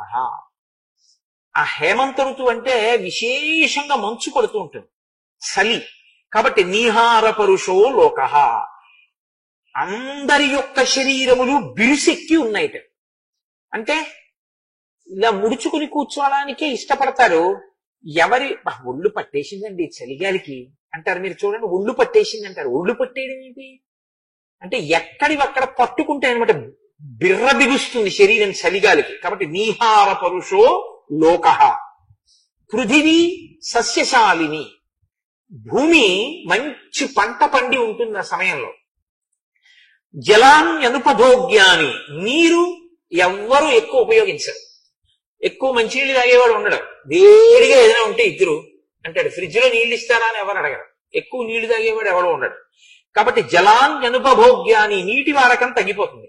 శుభగో హవ్యవాహన, హవ్యవాహనుడు అంటే అగ్నిహోత్రం.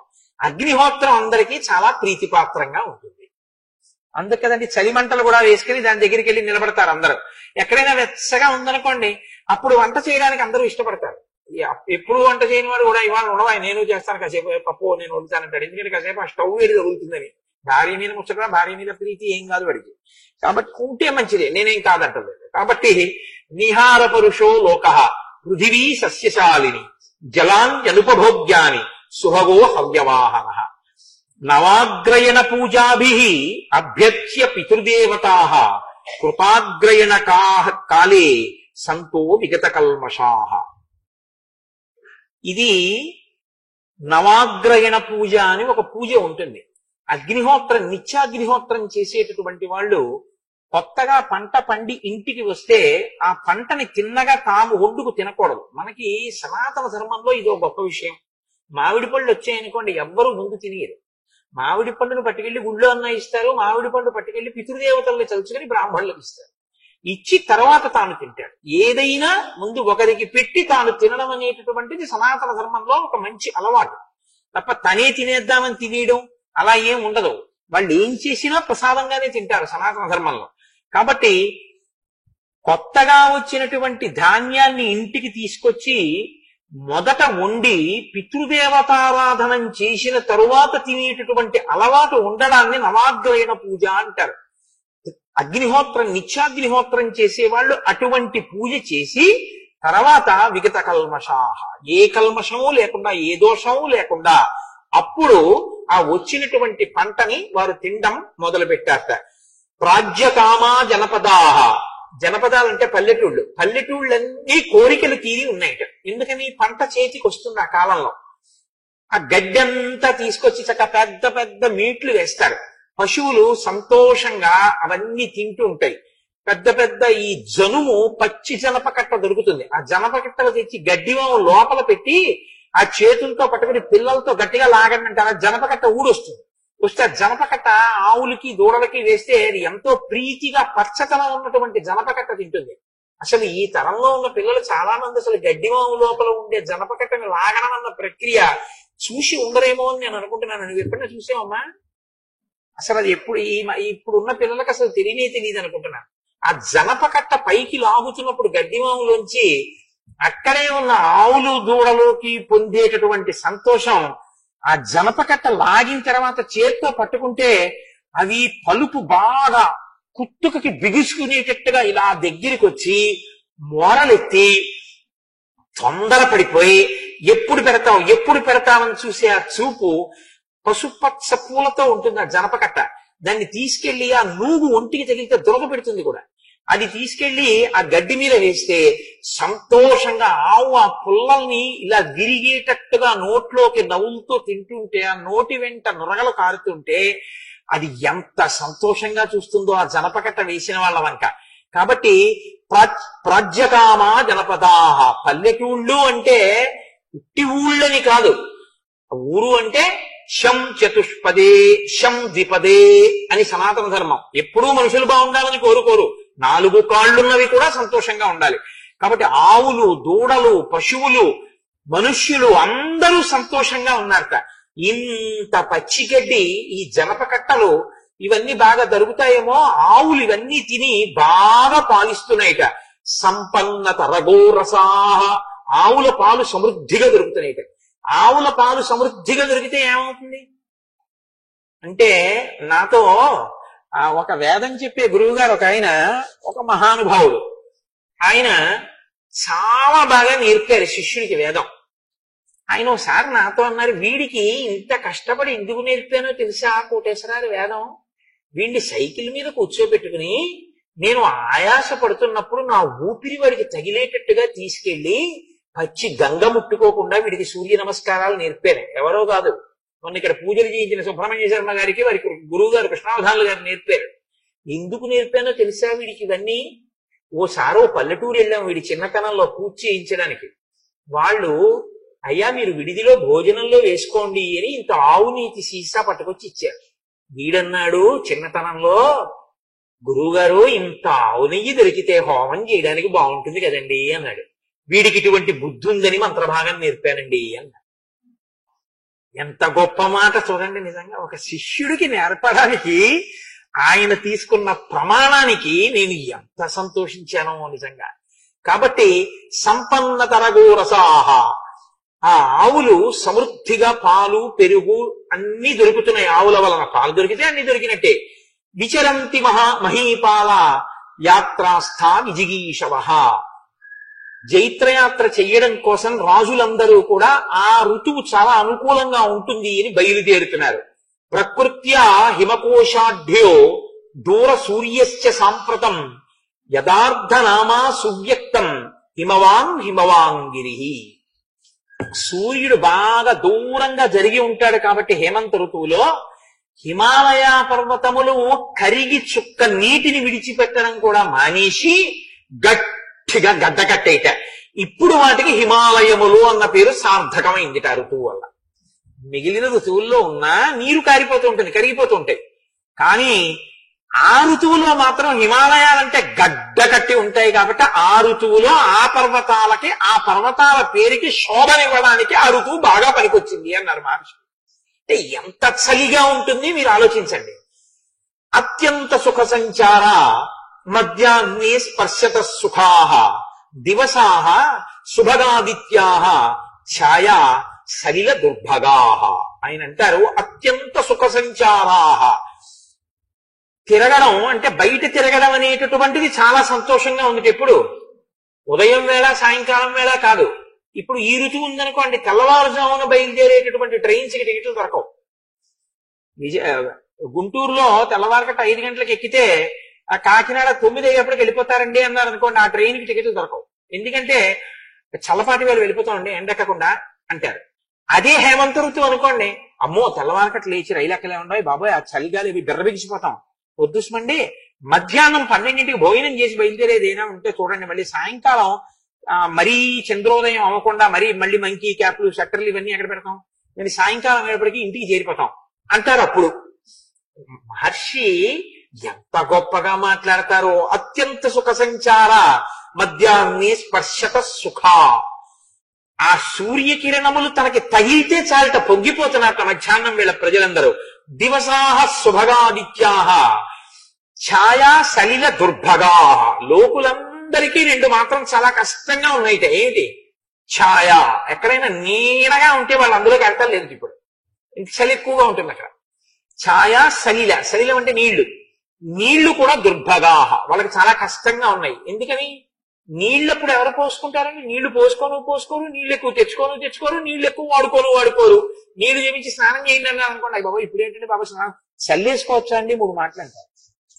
తేలిగ్గా స్నానం చేసిన ఫలితం ఇవ్వడానికి మంత్రం ఏముంది అని అడుగుతాడు ప్రతివాడు హేమంత ఋతువులో. ఎందుకంటే అప్పుడు స్నానం చేయలేడు. ఇప్పుడు నదీ స్నానం చేయమన్నారు అనుకోండి, 4ంటికి వెళ్దామండి అంటే ఎందుకంటే 3:30కి వెళ్ళిపోదాము అంటాడు. అంటే చల్లగా ఉంటుంది. అప్పుడు తెల్లవారకట్ట స్నానం హాయిగా ఉంటుంది, ప్రతివాడు బయలుదేరుతాడు. హేమంత ఋతువులో ఎవడు వెళ్ళడం.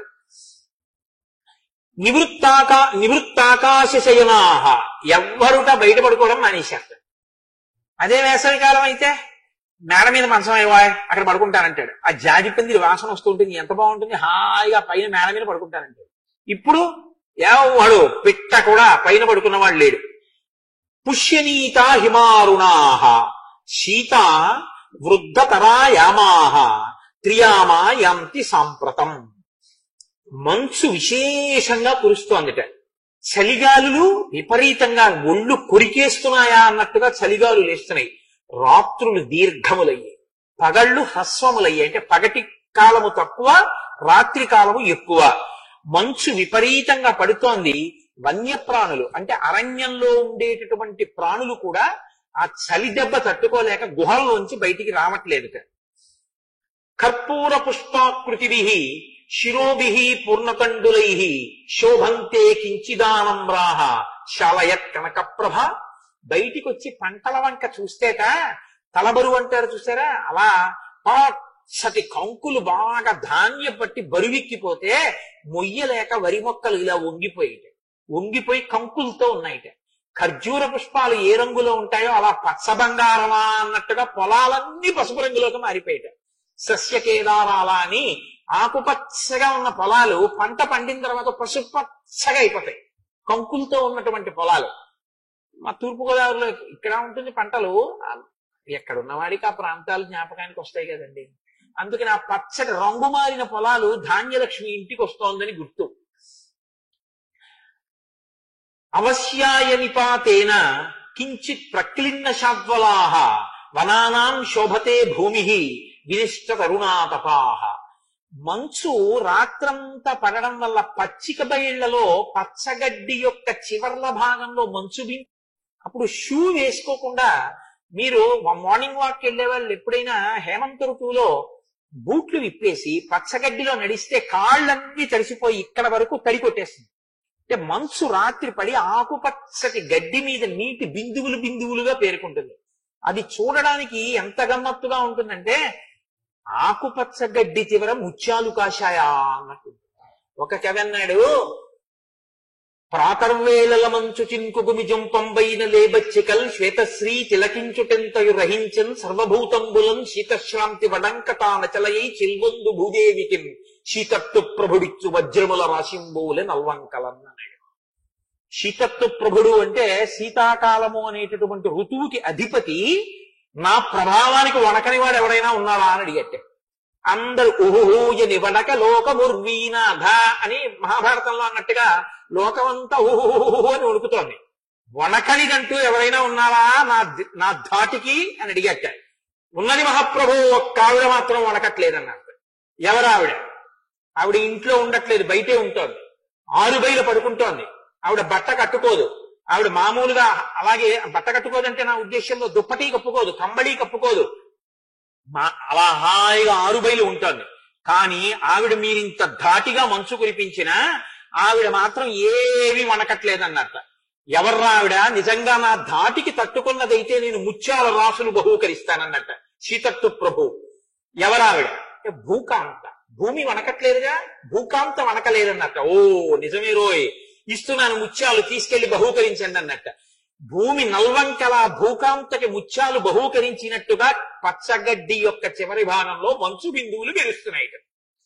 కాబట్టి తానచలయై చిల్వందు భూదేవికి సీతత్తు ప్రభుడిచ్చు వజ్రముల రాశింబోలే నల్వంకలం అని ఒక కవి హేమంత ఋతువు యొక్క గొప్పతనాన్ని వర్ణిస్తాడు. కాబట్టి అటువంటి మంచుతో ఉంది. వాల్మీకి మహర్షి ఏమి దర్శనం చేశారండి నిజంగా. నృశంస్తు విమలం శీతం ఉదకం దిరద సుఖం అత్యంత తుషితో వన్య ప్రతిసంహరతేకరం. ఒక ఏనుగు కొంచెం నూనె పదార్థం ఎక్కువ ఉన్నటువంటి దాన్ని తినేసింది రాత్రి. అంటే దుంపలో తినేసింది అనుకోండి, దానికి దాహం వేసింది. మీరు రాత్రి నూనె పదార్థం ఎక్కువ తినేసి పడుకుంటే రాత్రి తెలివి వస్తుంది దాహం వేసి. కాబట్టి బాగా దాహం వేసింది. అది ఇప్పుడు నీళ్లు తాగుదామని తెల్లవారకట్ట 3:30-4 గంటలకి నది ఒడ్డుకు వచ్చింది. నది ఒడ్డుకు వచ్చింది, నీళ్లు తాగాలి. నీళ్లు తాగాలంటే ఏం చేయాలి? నదీ ప్రవాహంలో తొండం పెట్టి జుర్రం లాగితే చాలా లోపలికి వెళ్ళిపోతుంది. అదిట వచ్చింది, దాహం వేస్తోందిట, నది మీద ఇలా పెడుతోందిట. తొండం నీటికి తగిలే సమయానికి మళ్ళీ ఇలా తీసేసి ఇలా ఇలా ఆడిస్తోందిట. మళ్ళీ ఇలా పెడుతోందిట, ఇంకా తగులుతుందని మళ్ళీ తీసేసి ఇలా ఇలా ఆడిస్తోందిట. ఎందుకని? నీటిలో తొండం పెట్టలేక చలికి, దాహం తీర్చుకోవడానికి నీళ్లు తాగలేక నీటిలో తొండం కూడా పెట్టకుండా బయటే నిలబడింది ఏనుగు. అంత చలిగా ఉంది అప్పుడు. కాబట్టి ఎవ్వరూ అప్పుడు స్నానం చేస్తారని మీరు ఊహించడం కూడా కష్టం.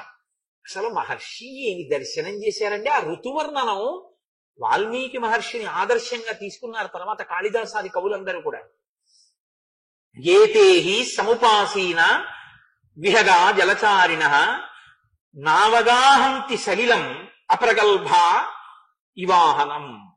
అక్కడ ఉండేటటువంటి ఇవాహవం పిరికి వాళ్ళైనటువంటి సైనికులు యుద్ధభూమి వంక చూసి యుద్ధభూమిలోకి వెళ్లకుండా, యుద్ధం చేయకుండా బయటే కూర్చుంటే ఎలా ఉంటుందో అలా జలపక్షులన్నీ కూడా నీళ్లలోకి వెళ్లి నీటి మీద వాళ్తాయి. అదో చిత్రంగా ఉంటుంది. మీరు ఎప్పుడైనా చూసారో లేదో.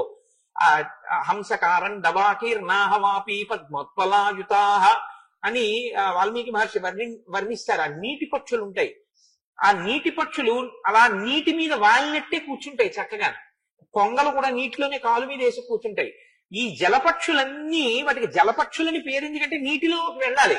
అవి ఏవి వెళ్ళలేక అన్ని ఒడ్డును కూర్చున్నాయి సమూహాలుగా. ఇది ఎలా ఉందిట? ఎదురుగుండా ఉన్నటువంటి నది శత్రు సైన్యంలా ఉంటే అందులోకి వెళ్ళడానికి భయపడినటువంటి పిరికివాడు వెళ్లకుండా అవతల ఒడ్డును కూర్చున్నట్టు జలపక్షులైన తాము జలంలోకి వెళ్లకుండా చలికి భయపడి యువతలు కూర్చున్నాయిట. అటువంటి స్థితిలో సరోవరాల వంక చూస్తే చక్కగాను పద్మాలు ఇలా అరవిరిసి ఉంటాయి.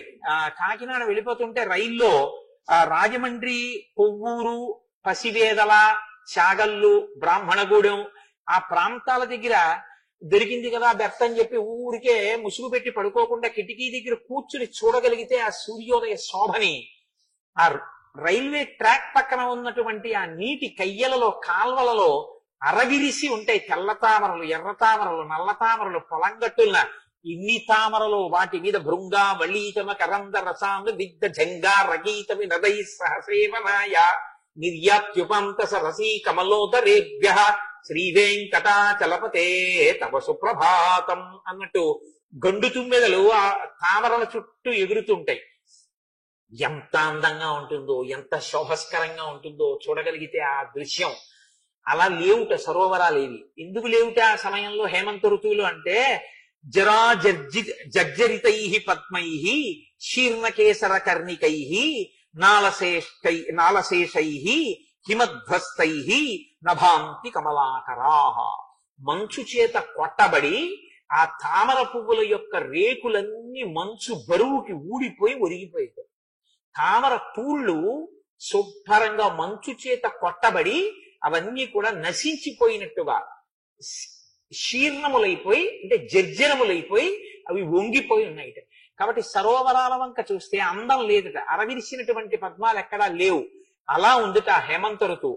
అటువంటి హేమంత ఋతువులో రామచంద్రమూర్తి సీతాలక్ష్మణుడు సహితుడై గోదావరి స్నానానికి వెళ్ళాడు. మీరు భద్రాచలంలో గోదావరి స్నానం చేస్తే చీకటితో ఉండగా భద్రాచల క్షేత్రంలో ఉన్నటువంటి గొప్పతనం ఏమిటంటే సుప్రభాత సేవకి ఎవరు ఉండరు. ప్రత్యేకించి శీతాకాలంలో 5 6 ఉంటుంటారు. మీరు తెల్లవారుజామున 4 గంటలకో లేచి గోదావరిలో స్నానానికి వెళుతూ ఆ చలిగాలిలో ఆ రామచంద్రమూర్తి యొక్క శిఖరం వంక చూస్తూ నడుస్తుంటే చుట్టూ వన్య ప్రాంతాలు కదండి భద్రాచలానికి. ఆ రాముడు నడవడం, సీతమ్మతో లక్ష్మణుడితో గోదావరి స్నానం చేయడం, ఆ హేమంత ఋతువు, చల్లటి నీళ్లు, ఆ బెగ్గురు పక్షులు, ఆ జల పక్షులు అవన్నీ అలాగే ఒడ్డున కూర్చుని ఉంటాయి. ఆముక్తమాల్యదలో కృష్ణదేవరాయలు గారు వర్ణిస్తాడు.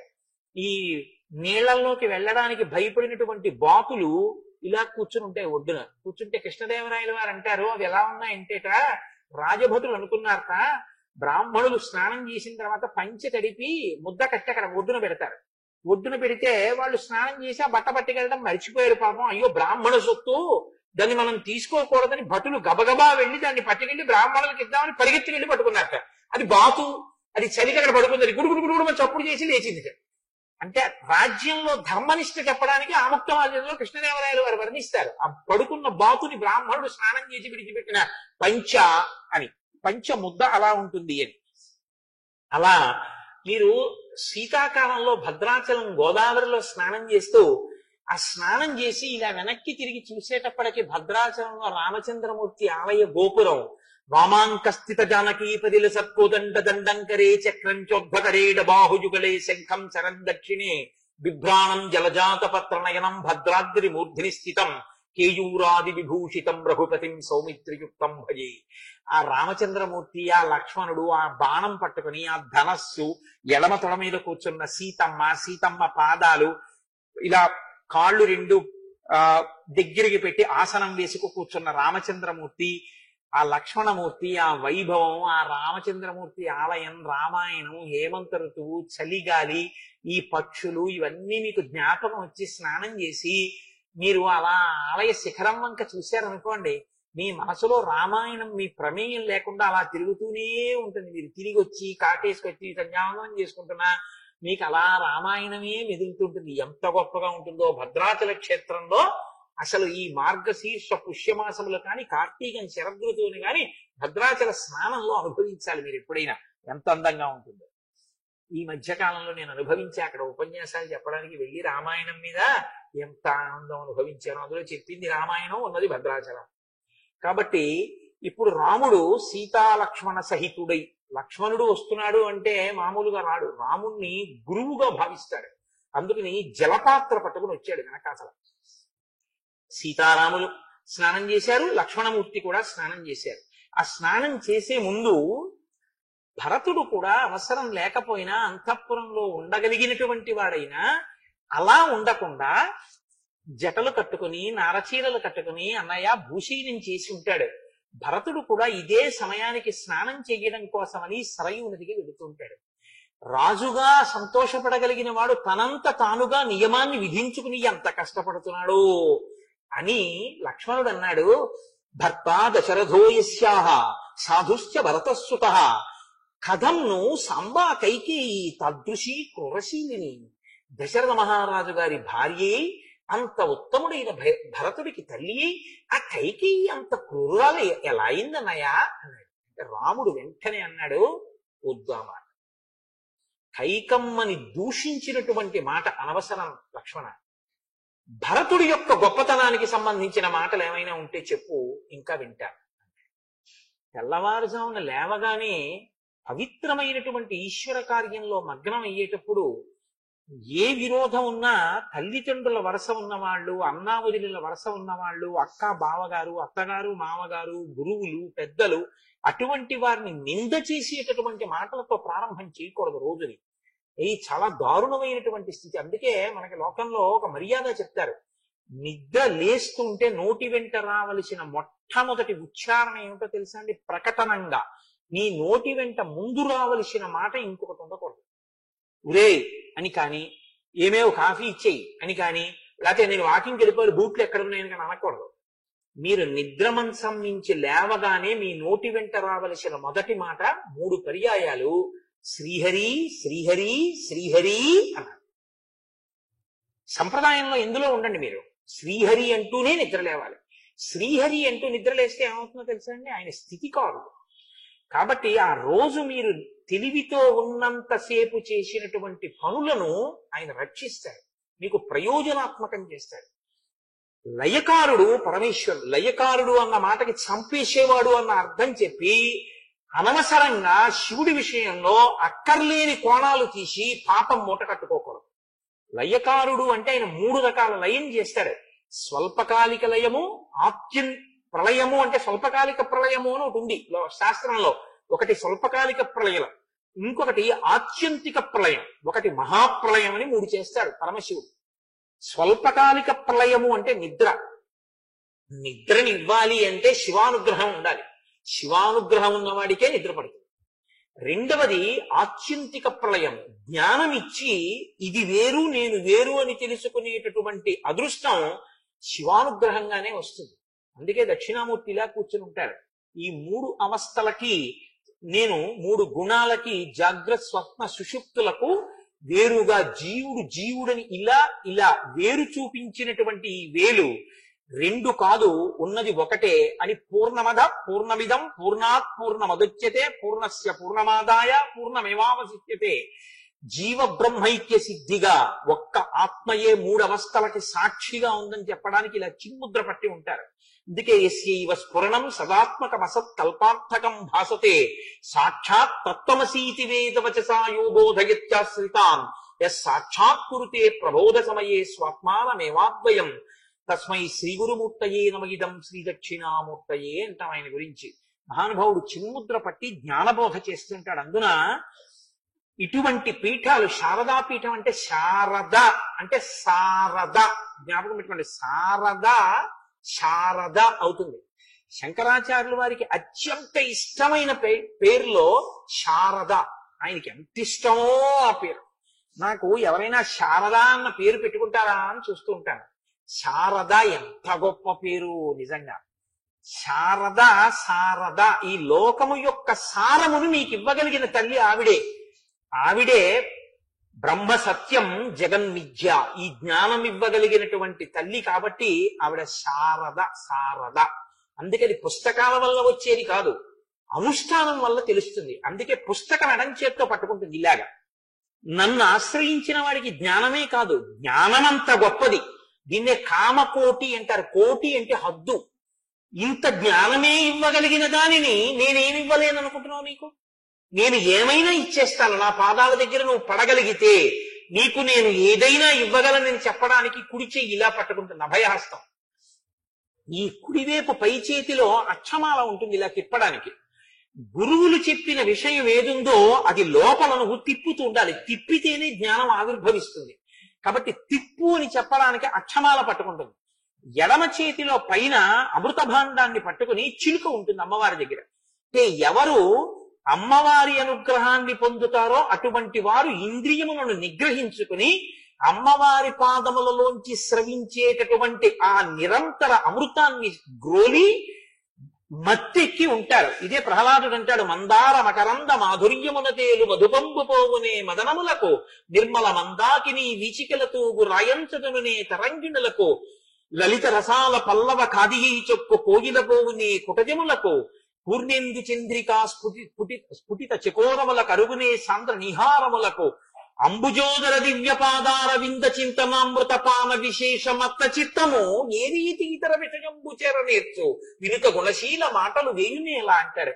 ఆ పరమేశ్వరుని యొక్క పాదార విందములను నిరంతరము మనసులో స్మరించడం వల్ల కలిగేటటువంటి ఆనంద రసామృతములు ధారలుగా గోలడం వల్ల కలిగినటువంటి ఆ సంతోషములో మత్తికి తైతక్కలాడేటటువంటి హృదయం ఇతర విషయముల యందు చేరమంటే ఎలా చేరుతుంది? నన్ను ఇవ్వాల నువ్వు లోకం గురించి తిరుగు అంటే ఎలా తిరుగుతాను అని అడిగాడు. ఇది ఇవ్వగలిగినటువంటి తల్లి కనుక అటువంటి ఆనందంతో ఆ భగవద్వాక్యం చెప్పినా విన్నా ముఖం ఎర్ర పడిపోయి సంతోషం ప్రకటనమయ్యేటటువంటి మహాపురుషుల యొక్క మాటలు నేను ఎప్పుడూ నా దగ్గరికి తెచ్చుకుని వింటుంటానని చెప్పడానికి ఎర్రబడిన ముక్కుతో ఉన్న చిలుక ఆవిడ చేతుల మీద వాలి ఉంటుంది. అంటే అటువంటి ఆవిడ కావ్యాలాప వినోదిని, ఆ భక్తితో చెప్పేటటువంటి వాళ్ళ యొక్క కావ్యాలాపములను ఆ తల్లి వింటూ ఉంటుంది. అందుకని ఎడం చేతిలో పైన అమృత పాత్ర, దాని మీద చిలుక ఉంటాయి. పుస్తకం చదువుకోవడానికి పనికొస్తుంది, చదవడం కాదు, అనుష్ఠానంలోకి గుర్తు పెట్టుకుని స్మరించడం ముఖ్యం. అందుకని అక్షమాల కుడి చేతిలో ఎడం చేతిలో పుస్తకం పట్టుకుంటుంది. పట్టుకున్న తల్లి పద్మాసనం వేసుకుని కూర్చొని ఉంటుంది. ఆవిడ శారద. ఇప్పుడు మీరు ఈ కోణంలో లోపలికెళ్ళి దర్శనం చేయండి అమ్మవారిని, మీకు ఎంత సంతోషంగా ఉంటుందో. అటువంటి జ్ఞానమునివ్వగలిగినటువంటి పీఠాలు శారదా పీఠాలు. అందుకే శంకరాచార్యులు వారు వీటికి శారదా పీఠము అని పేరు పెట్టారు మహానుభావుడు. శారదా పీఠంలో దక్షిణామూర్తి కూడా ఉండి, దక్షిణామూర్తిని మీరు కానీ దర్శనం చేయగలిగితే శారదా అనుగ్రహం పరిపూర్ణమవుతుంది. ఇక్కడ శివాలయంలో మీరు దక్షిణ దిక్కుకి చూస్తే ప్రదక్షిణం చేసేటప్పుడు దక్షిణాన్ని చూస్తూ దక్షిణామూర్తి ఉంటారు. పిల్లలు దక్షిణామూర్తి పాదాల దగ్గర ఉత్తరాభిముఖంగా కూర్చుని ఆయనకి ఎదురుగా దక్షిణామూర్తికి ఉత్తరాభిముఖంగా కూర్చుంటారు. ఎందుకంటే గంగ ఉత్తరానికి కాశీలో తిరిగింది, ఉత్తరంలో మృత్యుంజయుడు ఉంటాడు. దక్షిణామూర్తి ఎదురుకుండా ఉత్తరానికి కూర్చున్న వాళ్ళకి మృత్యు భయం పోతుంది. శివుడు అక్కడ ఉంటాడు, దక్షిణాన యముడు ఉంటాడు. దక్షిణానికి ఆయన తిరుగుతాడంటే మృత్యు బాధ పోతుందంటే జ్ఞానము కలుగుతుంది. కూర్చుని దక్షిణామూర్తి స్తోత్రాన్ని కాని ఉపాసన చేస్తే, నేను ఒక పరమ సత్యం మీకు చెప్తున్నాను, జ్ఞాపకం పెట్టుకోండి. ఇవాళ మీకు కష్ట సుఖములు అన్నవి ఎందుకు కలుగుతాయో తెలుసా అండి? కష్టాలు అన్నవి ఎందుకు వస్తాయో తెలుసా? గురుగ్రహం బలహీనం అయితేనే వస్తాయి. జాతకంలో ఎటువంటి పాపపు గ్రహాలు ఉండనివ్వండి, గురుగ్రహం యొక్క ప్రభావం ఎక్కువగా ఉందనుకోండి, గురుగ్రహం బలంగా ఉందనుకోండి, అవేం చేయలేవు పాపపు గ్రహాలు. గురుగ్రహం మీద ఉంటుంది ఆధారం అంతా. జాతకం ఆయన ఒక్కొక్కసారి జాతకానికి దొరకడు. గ్రహాలు ఒకలా ఉంటే ఆయన ఒకలా బతుకుతూ ఉంటాడు. ఎలా బతుకుతాడో తెలుసండి? ఆయన గురుగ్రహం ఆయనకి బలంగా ఉంటుంది. గురుగ్రహం బలంగా ఉండాలి అంటే శంకరాచార్య స్వామి వారు ఈ జాతికి పెట్టిన భిక్ష దక్షిణామూర్తి స్తోత్రం. దక్షిణామూర్తి స్తోత్రాన్ని రోజు ఎవరు తప్పులు లేకుండా చదువుతారో, దక్షిణామూర్తిని ఉపాసన చేస్తారో వాళ్ళకి గురుగ్రహం యొక్క అనుగ్రహం కలుగుతుంది. గురుగ్రహం యొక్క అనుగ్రహం కలిగితే బుద్ధి విశేషంగా వికసనం పొందుతుంది. రెండు, వాళ్ళకి పాపపు గ్రహములు వాళ్ళని ఏం చేయలేవు, వాళ్ళు సంతోషంగా ఉండగలుగుతారు జీవితంలో. అటువంటి దక్షిణామూర్తి మీకు ఇక్కడ శారదాపీఠంలో ఉన్నారు.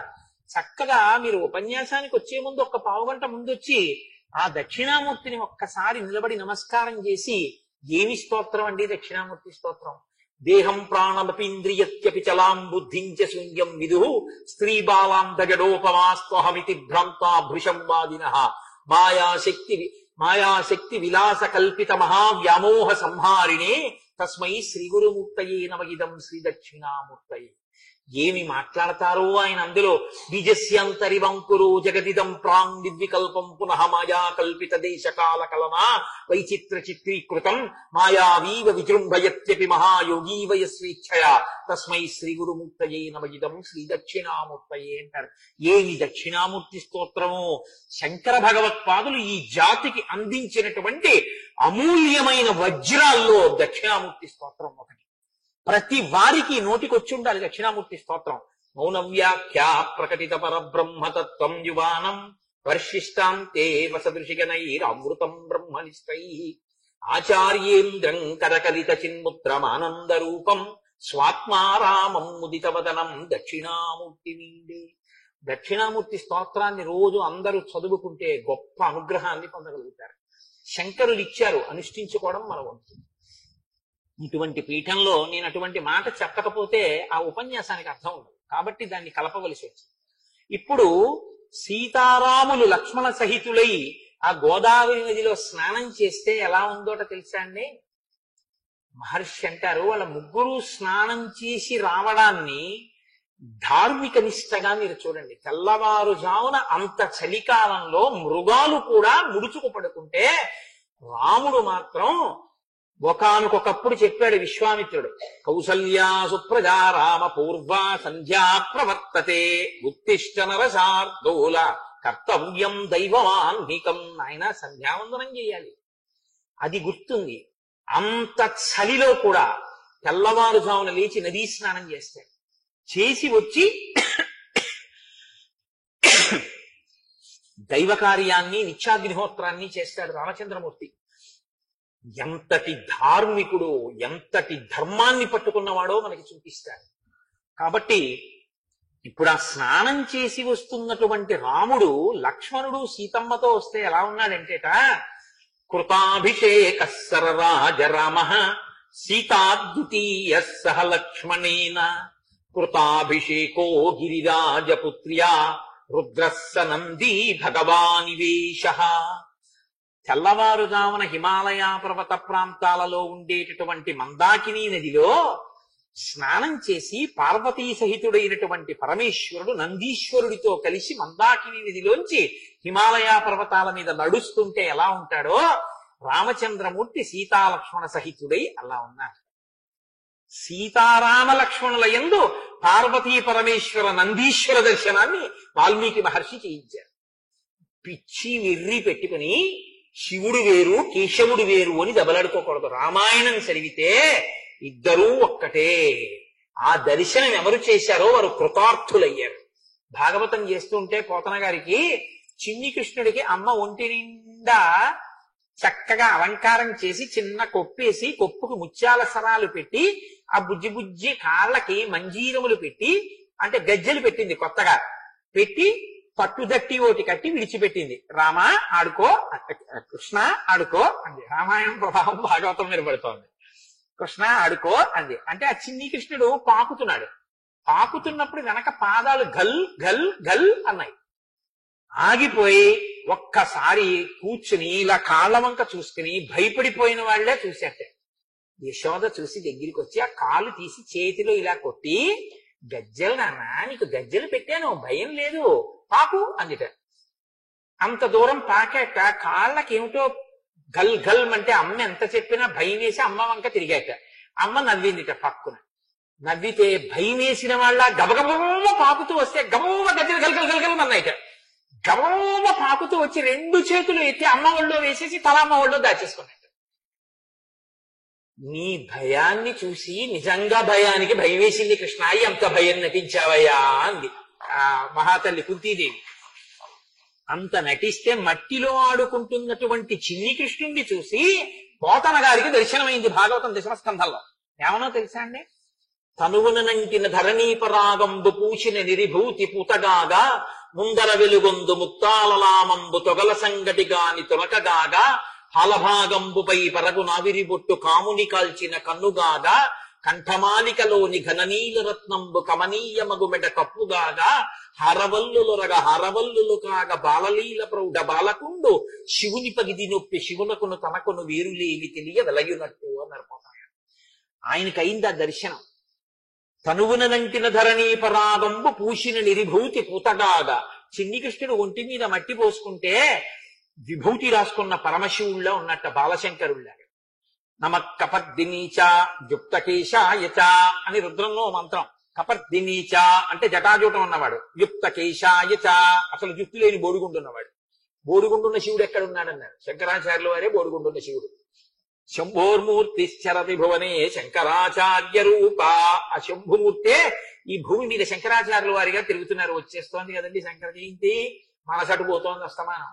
కాబట్టి శంభోర్మూర్తి చరతి భువనే శంకరాచార్య రూప, అటువంటి మహానుభావుడు కాబట్టి ఒంటి నిండా విభూతి పూసుకున్నటువంటి చిన్ని శివుడు చిన్ని కృష్ణుడిలో కనబడ్డట. అమ్మ ఇక్కడ ముత్యాల సరాలు పెడితే పోతన గారికి ఎలా కనపడ్డట? చంద్రవంకని పెట్టుకున్నటువంటి శివుని యొక్క జటాజూటం కనపడుతోంది. ఆయన కంఠం మీద నల్లటి మచ్చ ఉంటుంది, హాలాహలాన్ని భక్షించాడు కదా. మరి ఆ నీలపతాక వేసింది అమ్మ మెళ్ళలో చిన్ని కృష్ణుడికి, దాని కాంతి కంఠం మీద కొడితే నీలకంఠుడైనటువంటి పరమశివుడు కనబడుతున్నట్ట. నాకు శివుడికి కృష్ణుడికి తేడా లేవో పోతనా చూసావా అని కృష్ణుని యందు శివుని యొక్క దర్శనం చేయించినట్టుగా నాకు కృష్ణుడిలో శివుడు కనబడ్డాడు అభేదంగా అని పోతన గారు పద్యం రచన చేశారు భాగవతం దశమస్కంధంలో. పెద్దలైనటువంటి వారందరికీ శివకేశవ భేదం లేకుండా ఉన్న ఒక్క పదార్థమే కనపడింది. ఆ ఒక్క పదార్థమే అనేకమైనటువంటి రూపాలు పొందుతోంది తప్ప అసలు నిజానికి అన్ని లేవు, ఉన్నదొక్కటే. ఏకస్త్వమేవ బహుధా భవాసి లోకే నిశ్శంకధీర్వృషభకేత నమల్లినాథ శ్రీభ్రామరీ ప్రియ సుఖాశ్రయ లోకనాథ శ్రీమల్లికార్జున విభో తవ సుప్రభాతం అంటాను. మల్లికార్జున సుప్రభాతం చేస్తే శివాలయంలో ఉన్న ఒక్కడివే ఈశ్వర మూడుగా మారుతున్నావు అంటారు. పోతన గారు అంటారు భాగవతంలో, మూడు మూర్తులకును మూడు లోకములకు మూడు కాలములకును మూలమగుచు భేదమగుచు తుదిక భేదమయ్యొప్పారు బ్రహ్మమనగా నీవే పాలనయన అంటారు.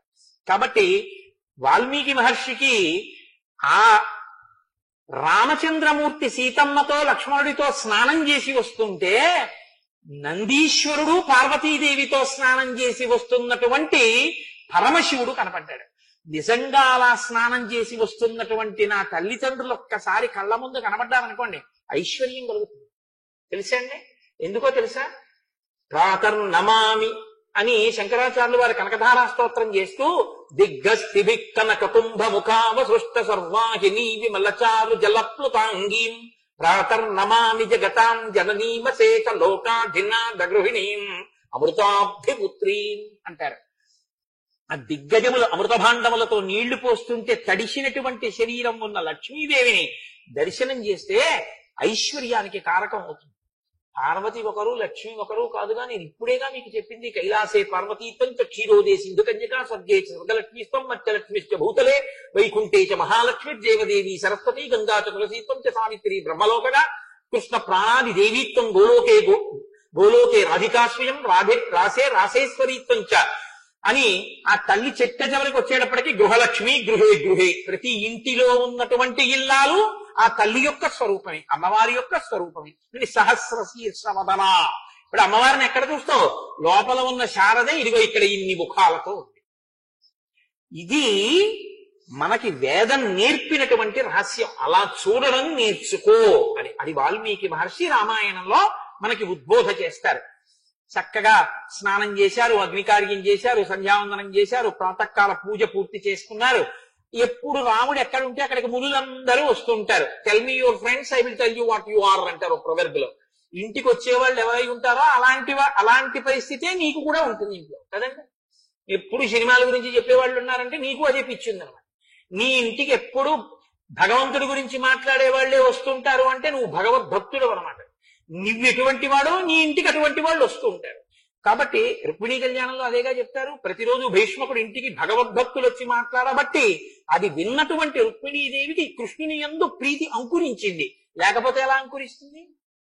కాబట్టి ఇప్పుడు మునులందరూ వచ్చారు, వాళ్ళతో భగవత్ కథా ప్రసంగం చేస్తున్నారు.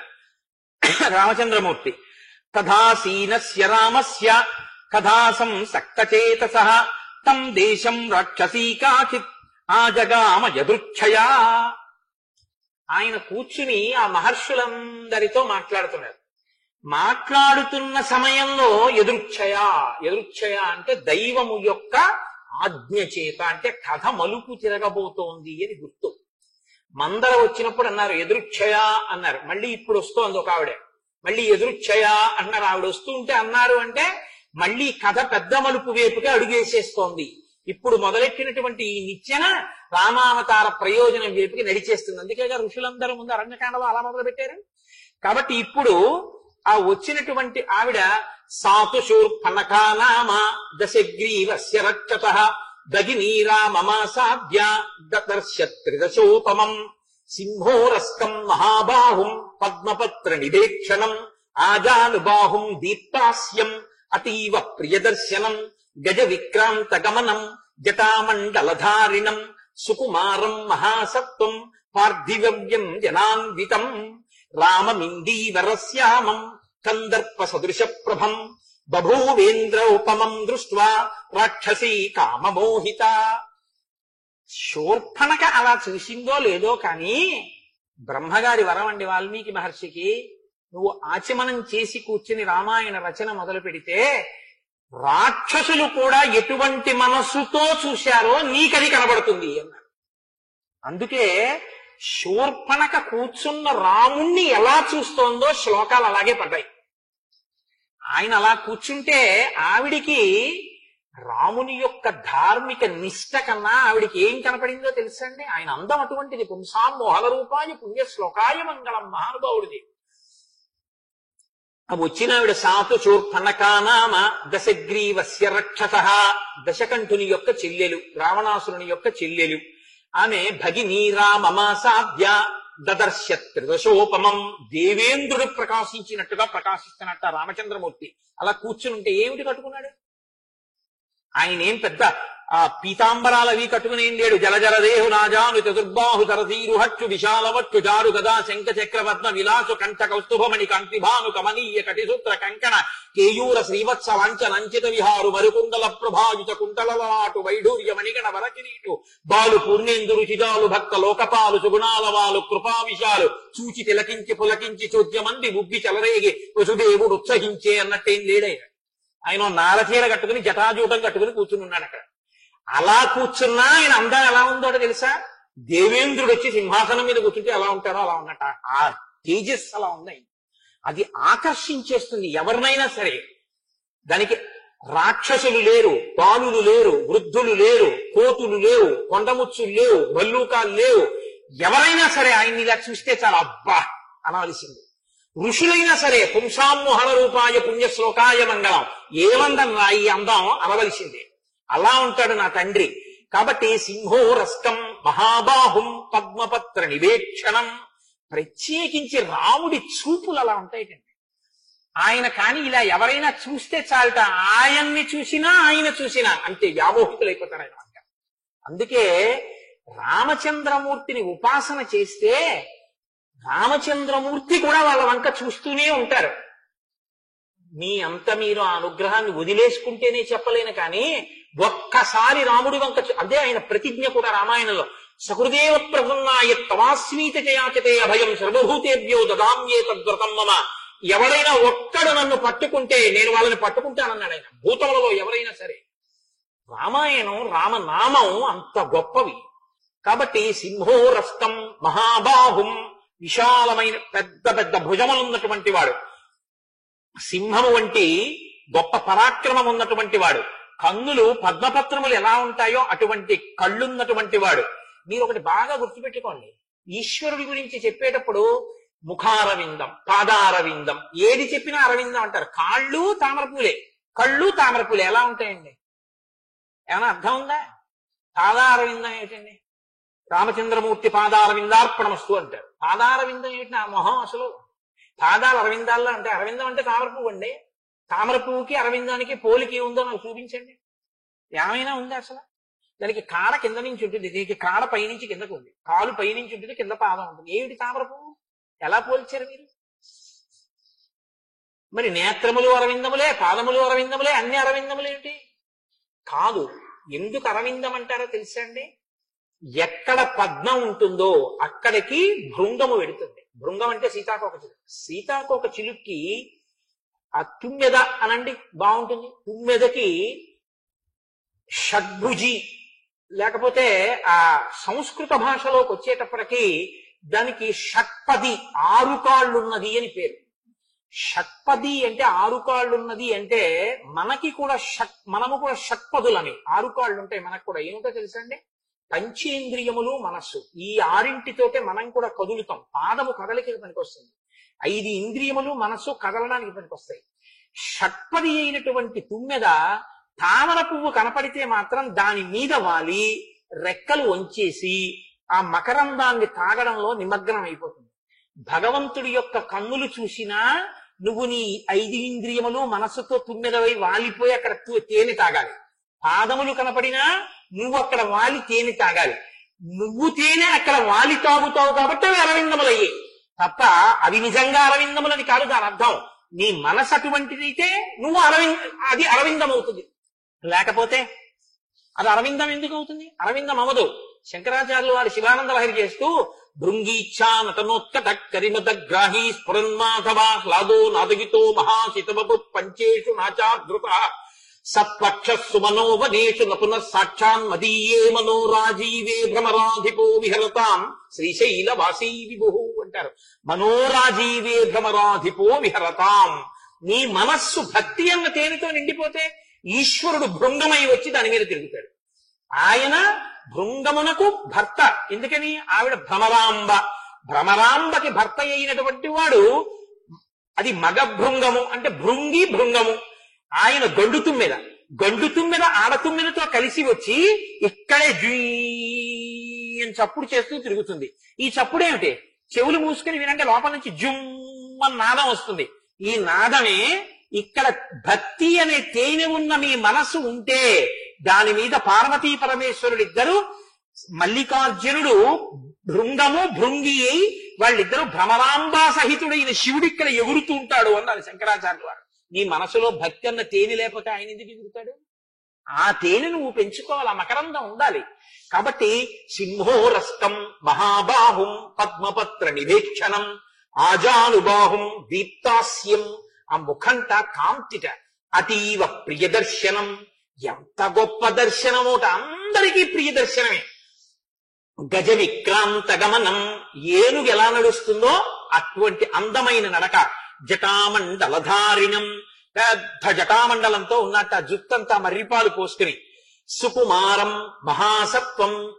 అత్యంత సౌకుమార్యంతో అత్యంత లావణ్యంతో ఉన్నాడాయన. చూడ్డానికి గొప్ప బలశాలి. పార్థివ్యం జనాన్వితం. చూడగానే రాజలక్షణములన్నీ శోభిల్లుతున్నాయి. రామమిందీవరశ్యామం. అసలు శూర్పణఖ కళ్ళతో చూసిన వాల్మీకి మహర్షి నోటి వెంట వచ్చేస్తున్న రామ స్తోత్రం ఇది. కాబట్టి రామమిందీవరశ్యామం. నల్ల కలువల యొక్క కాంతితో ఉంది ఆయన శరీరం. కందర్ప సదృశ ప్రభం. మన్మధుడు ఎలా ఆకర్షిస్తాడో అలా ఆకర్షిస్తున్నట్ట. బభూవేందోపమం దృష్ట్వా. ఆయన్ని చూడగానే, అటువంటి రామచంద్రమూర్తిని చూడగానే రాక్షసి కామమోహిత. రాక్షసి కాబట్టి కామమోహిత అయింది. ఆమె రాక్షసి కాబట్టి ఇప్పుడు రాముని యొక్క భౌతిక సంపర్కాన్ని కోరుకుంది. రాముణ్ణి భర్తగా, నేను ఆడదానిగా భోగం అనుభవించాలి అనేటటువంటి కోరిక శూర్పణఖ యందు పుట్టింది. అంటే రాముణ్ణి చూస్తే ఋషులు మాత్రమే మోహించడం కాదు, నాగరికులైన స్త్రీలు మోహించడం కాదు, రాక్షస స్త్రీలు కూడా మోహిస్తారు. మీకు ఈ మాట యొక్క గొప్పతనాన్ని మీరు అనుభవించడం అన్నది బాగా మనసులో పట్టుకోండి.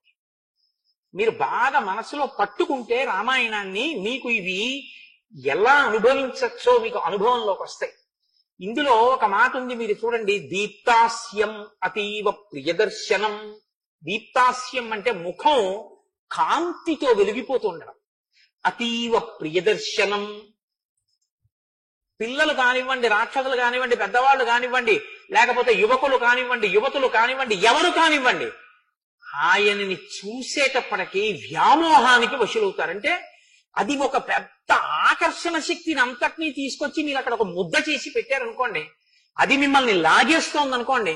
అది లాగేస్తే మీరు మీ ప్రయత్నం లేకుండా దాని వేపుకిలా వెళ్ళిపోతున్నారు అనుకోండి, ఆనందంతో కొట్టుకుపోతున్నారు అనుకోండి. శివానంద లహరి అంటారు శంకరాచార్యుల వారు. అలా ఆనంద లహరిలో మీరు కొట్టుకుపోతూ దాని వైపుకి వెళ్ళిపోతున్నారు అనుకోండి, మీకు ఎలాంటి అనుభూతి కలుగుతుందో ఆ అనుభూతిని ఇక్కడ వర్ణన చేస్తున్నారు తీసుకొచ్చి మహర్షి. సాధారణంగా ఇది అందరూ అనుభవించేది. ఎక్కడ అనుభవిస్తూ ఉంటారో తెలుసా అండి? ఈ రామచంద్రమూర్తే ఇప్పటికీ మనకి ఇదే రూపంతో కనపడుతూ ఉంటాడు. ఎక్కడ? వేదోద్ధారణ మందరాభరణ పృథ్వీధర్మ నిర్మాణ ప్రహ్లాదత్రాణ బలిప్రతారణ నృపాహంకార నిర్వాపన వైదేహీ రమణ ధనంజయ జయ వ్యాపార పారీణ క్షోణీ దివ్యత్తరుణ తమోహరణ తండ్రి వెంకటేశ ప్రభో. వెంకటేశ్వరుడిగా అలా మనకు ఆ ఆకర్షణ శక్తితో ఇప్పటికీ కలియుగంలో కనపడుతుంటాడు. అందుకే శనివారం కదా, మీరు ఒక్కసారి భావన చెయ్యండి. పిల్లలు పెద్దలు, నెత్తి మీద పెట్లు పెట్టుకున్న వాళ్ళు, బట్టల మూటలు పెట్టుకున్న వాళ్ళు, పేదవాళ్ళు, కోటీశ్వరులు, లక్షాధికారులు, ఆడవాళ్ళు, ముచిలివాళ్ళు, అనారోగ్యంతో ఉన్నవాళ్ళు, అంగవైకల్యంతో ఉన్నవాళ్ళు, ఎవరు కానివ్వండి, అసలు ఆ వెంకటేశ్వర స్వామి వారి ఆనందుడు, అనంతమైన ఐశ్వర్యవంతుడు, నీకేదైనా ఇవ్వగలడు అని చెప్పగలిగిన శంఖనిధి పద్మనిధి ఒకేలా ఉన్న మూర్తులు అటు ఇటు కనపడితే, ఆ గడపకి అరటి చెట్లు కట్టుండి ఆకులు ఇలా విచ్చుకునుంటే, మీరు గడప దాటి లోపలికి వెళ్లి ఇలా తల పైకెత్తి చూస్తే మీ కుడివైపు గోడ మీద ఒక గుణపం వేలాడుతూ కింద మట్టు కనపడితే, ఒకప్పుడు అనంతాచార్యుల వారు వెంకటేశ్వర స్వామి వారి మీదకి విసిరిన గుణపం ఇదే కదా, అందుకనే కదా ఇప్పటికీ వెంకటేశ్వర స్వామి వారు గడ్డం కింద చందనపు ముద్ద జ్ఞాపకంగా పెట్టుకుంటారు. ఆ మత్స చూసి అనంతాచార్యుల వారిని గుర్తు తెచ్చుకుంటే వెంకటేశ్వరుడు ప్రీతి పొందుతారని ఆ గుణపం వంక చూసి మీరు ఒక్క అడుగు ముందుకేసి ఇలా ఎడం పక్కకి తల తిప్పితే అచ్యుతరాయల వారు, వరదరాజ అమ్మణ్ణి, ఆ పక్కన వెంకటపతి రాయల వారు, వాళ్ళు ముగ్గురు కూడా వెంకటేశ్వరుణ్ణి సేవించి మా విగ్రహాలు, మా శరీరాలు పడిపోయినా ఇక్కడ ఉండాలని ఆ విగ్రహాలు పెట్టుకుంటే, ఇలా కుడి పక్కకి తిరిగితే టోపీ లాంటి కిరీటం పెట్టుకుని రెండు చేతులతో ఇలా నమస్కారం చేస్తూ శ్రీకృష్ణదేవరాయల వారు, ఇటు తిరుమల దేవి, ఇటు చిన్నాదేవీలతో విగ్రహాలు ఆయన బతికుండగా ఆయన వెంకటాచలంలో పెట్టేసుకుంటే, మీరు కొద్దిగా అడుగులు తీసి ముందుకు వేసి ఎడం పక్కకి చూస్తే ఆ ఎడం పక్కన మీకు ఆ రంగనాయకుల మంటపం, ఆ పక్కన తిరుమలరాయ మంటపం కనబడితే, ఆ ఎదురుగుండా స్వామివారికి దీపాలంకార సేవ చేసేటటువంటి మంటపం, ఆ మంటపం మెట్ల మీద కూర్చుని మీరు ఆ రెండు మంటపాల వంక చూస్తుంటే అక్కడ ఒక పెద్ద ఇత్తడి ప్లేటుతో బోర్డు, దాని మీద నల్ల అక్షరాలు ఉంటాయి. మాలిక్ కాఫూర్ దక్షిణ భారతదేశం మీదకి దండయాత్ర చేసి వచ్చినప్పుడు శ్రీరంగం క్షేత్రం మీదకి దండయాత్రకు వెడితే రంగనాథుణ్ణి రక్షించడానికి ఈ క్షేత్రానికి తీసుకొచ్చి ఈ మంటపంలో చాలా కాలం ముంచి పూజలు చేశారు కాబట్టి ఈ మంటపానికి రంగనాయకుల మంటపము అని పేరు వచ్చినది అని ఒక పెద్ద బోర్డు ఉంటే, మీరు ఆ బోర్డు చదివి కొంచెం ముందుకెళ్ళబోయి ఇలా రంగనాయకుల మంటపానికి ఎడం పక్కకి తిరిగి వెడుతూ ఇలా చూస్తే అక్కడే తులాభారం, పసిపిల్లల్ని తీసుకొచ్చి ఓ పక్కన పడుకోబెట్టి పటికి బెల్లం ఓ పక్కన పోస్తూ రెండు పెద్ద పెద్ద డప్పులుండి వాటిని కొట్టేటటువంటి వాళ్ళు ఆ డప్పులు కొడుతుంటే, మీరు అలా రంగనాయకుల మంటపానికి చుట్టూ తిరిగి వస్తూ ఉంటే, మీరు ఆ కుడి చేతి పక్కకి తిరిగేసరికి స్వామివారి కళ్యాణ మంటపం, కళ్యాణ మంటపం లోపల ఉన్న ఎత్తైన వేదిక, పక్కన గోడకి ఉన్నటువంటి ఫ్యాన్స్, ఆ వేసినటువంటి ఎర్రటి తివాచి, కళ్యాణ మంటపం పక్కన ఉన్న సన్నటి ఎత్తైన అరుగు, కళ్యాణ మంటపం టికెట్ల మీద వచ్చిన వాళ్ళతో వచ్చిన వాళ్ళు కూర్చునేటటువంటి ఆ అరుగు చూసి మీరు ఆ పక్క నుంచి గోడ పక్క నుంచి నడుస్తుంటే అక్కడ ఉండి దాంట్లో ఉన్నటువంటి ఎర్రటి గొట్టం, ఎప్పుడైనా ఏదైనా అగ్నిని ఆర్పవలసి వస్తే ఉపయోగించేటటువంటి పదార్థం అందులోంచి వెళ్ళడానికి ఉన్న ఎర్రగొట్టం, అది దాటి కొంచెం ముందుకెళ్ళి ఇలా కుడి పక్కకి తిరిగితే అక్కడ ఇలా మీరు కుడి పక్కకి చూస్తే అక్కడే ఆ వెంకటేశ్వర స్వామి వారి యొక్క క్షేత్రాన్నంతటినీ కూడా రక్షించినటువంటి మహానుభావుడు రాజా తోడరమల్, ఆయన తల్లి గారు, ఆయన భార్య గారు పితాబి, వాళ్ళిద్దరి విగ్రహాలతోటి అక్కడ ఆయన ఇలా నిలబడి ఉన్నట్టుగా వాళ్ళ ముగ్గురి మూర్తులు ఉంటే, మీరు దాటి కొంచెం ముందుకెడితే అక్కడే ఆ బలిహరణ మంటపం, పక్కన ఎత్తుగా ధ్వజస్తంభం, దానికి కట్టిన దర్భలు, అవి చూసి నమస్కరించి ఎడం పక్కకి తిరిగి పెద్ద ఎత్తైనటువంటి గడప దాటి లోపలికి వెడితే ఎదురుగుండా అద్దాల పేటికలో ఇలా పడుకున్నటువంటి రంగరాజస్వామి వారు కనపడితే ఆయనకు నమస్కారం చేసి ఇలా తలపైకి ఎత్తి చూస్తే ఆకాశం కనపడితే, ఇక్కడికి ఈ ద్వారం, అక్కడికి ఆనంద నిలయం యొక్క ప్రాకారం రెండు విడిపోతే మీరు ఎడం పక్కకి తిరిగి చూస్తే వరదరాజస్వామి వారి దేవస్థానం, ఆకుపచ్చటి పంచ, జానుడు ఎర్రటి అంచు కట్టుకున్నటువంటి స్వామి, ఆయన పొట్ట నుంచి అంచుని ఇలా ఇలా తిప్పితే కంచి వరదరాజస్వామిని అక్కడ దర్శనం చేసుకుని కుడి పక్కకి తిరిగి మీరు ఆనంద నిలయంలోకి వెడితే ఆనంద నిలయంలో ఓం నమో వెంకటేశాయ అని వినపడుతుంటే మీరు ఇలా రెక్కలు విప్పినటువంటి గరుత్మంతుడు కనపడితే ఎడం పక్కకి తిరిగి ఇలా గీతలు గీసినట్టున్నటువంటి ఒక కొయ్య సాధనం మీదకి మీరు ఇలా పైకెక్కితే ఇలా రెండు చేతులతోటి లోపల ఉన్నవాడి దగ్గరికి శౌచంతో వెళ్లాలని ముద్ర పట్టి జయ విజయులు చూపిస్తూ ఉంటే, ఇలా పట్టుకున్నటువంటి ప్రమిదలలో దీపాలు వెలుగుతుంటే, మీరు ఆ ఎత్తైనటువంటి పీట మీద ఇలా ఎక్కి చూసేటప్పటికి ఎదురుగుండా లోపల ఆనంద నిలయంలో ఇంత ఊర్ధ్వపుండ్రాలు పెట్టుకుని పెద్ద కిరీటం నుంచి ఇలా భుజాల మీదకి వేలాడుతున్నటువంటి కోమాలతో కంఠం వరకు స్వామి కనబడితే అప్రయత్నంగా రెండు చేతులు పైకెత్తి గోవిందా గోవిందా అంటూ మీరు అడుగులు ముందుకేసి ఆనంద నిలయంలోకి వెడుతూ ఉంటే, ఆ ముందుకు వెళ్లి రాముల వారి మేడ దాటి బాగా దగ్గరకి వెళ్లి లోపల స్వామిని చూస్తే, ఆ పైన ఉన్నటువంటి వజ్ర వైఢూర్య ఖచ్చితమైనటువంటి కిరీటం, దాని మీద ఉన్న చిన్న బొడిప, దాని మించి వచ్చినటువంటి తోమాల, ఆ తోమాల ఇలా భుజం మీదకి దిగితే ఆ కిరీటంలోకి ఒదిగిపోయినటువంటి లలాట భాగం, సంపంగా పువ్వు లాంటి చక్కటి కోటేరు లాంటి ముక్కు, సున్నా చుట్టినట్టున్నటువంటి చిన్న మూతి, ఓ అందమైన గడ్డం, ఆ గడ్డం మీద పెట్టుకున్న గంధపు మచ్చ, ముక్కుకి ఇక్కడి నుంచి పైకి తీర్చిదిద్దినటువంటి పచ్చ కర్పూరపు ఊర్ధ్వపుండ్రాలు, ఆ స్వామివారి చెవులకు పెట్టినటువంటి ఆ మొసళ్ల వంటి ఆభరణాలు, వాటిని ఆ చెవులకి తరిగొండ వెంగమాంబ గారు వర్ణన చేస్తే మొసలి పిల్లల్ని పెట్టారు అంటారు.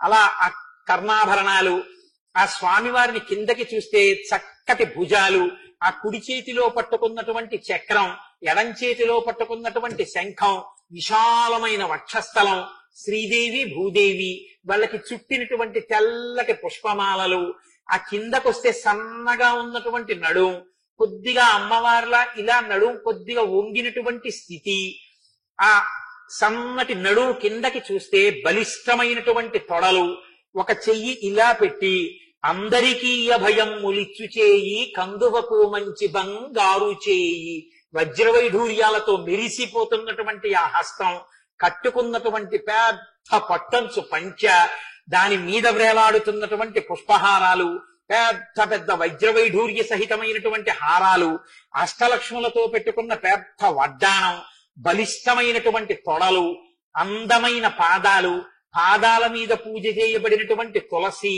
మీరు వంగి ఆ పాదాలలో తలపెట్టి నమస్కారం చేసుకుంటుంటే ఆ సువాసనలు మీ ముక్కుల్లోకి గుబాళించిపోతే, మీ రెండు చేతులతో స్వామివారి పంచెలోంచి మీరు ఆయన కాళ్ళు మెత్తగా ఒత్తితే స్వామి ఎంతో సంతోషించి, నా కాళ్ళు పడుతున్నావా అని మీ చేతిలో ఒక లడ్డు పెడితే మీరు ఆ లడ్డు నోట్లో వేసుకుని మళ్ళీ తల ఇలా పైకెత్తి చూస్తే వక్షస్థలం దగ్గర నుంచి ఇలా గడ్డం వరకు కనపడుతుంటే మీరు పొంగిపోయి రాలేక వెనక్కి తిరిగి నడుస్తూ నమస్కారం చేసుకుంటూ బరువైన హృదయంతో బయటికి వచ్చి కుడిపక్క చూస్తే పెద్ద పెద్ద గంటలు కట్టి గంటలని ఘంటాపాణి అనే ఆయన మోగిస్తుంటే, ఆ గడప దాటి మీరు బయటికి వస్తే ఇలా కుడిపక్కకి తల తిప్పి చూస్తే వైకుంఠ ద్వారము అని బోర్డు కనబడితే, ఓహో ఇక్కడే కదా స్వామి నాభికమలంలోంచి బ్రహ్మగారు పుట్టినటువంటి క్షీరసాగర మధ్యంలో పడుకున్న మూర్తి, కొయ్య మీద చెక్కిన మూర్తి ఉంటే, ఆ ఉత్తర ద్వారం వంక చూసి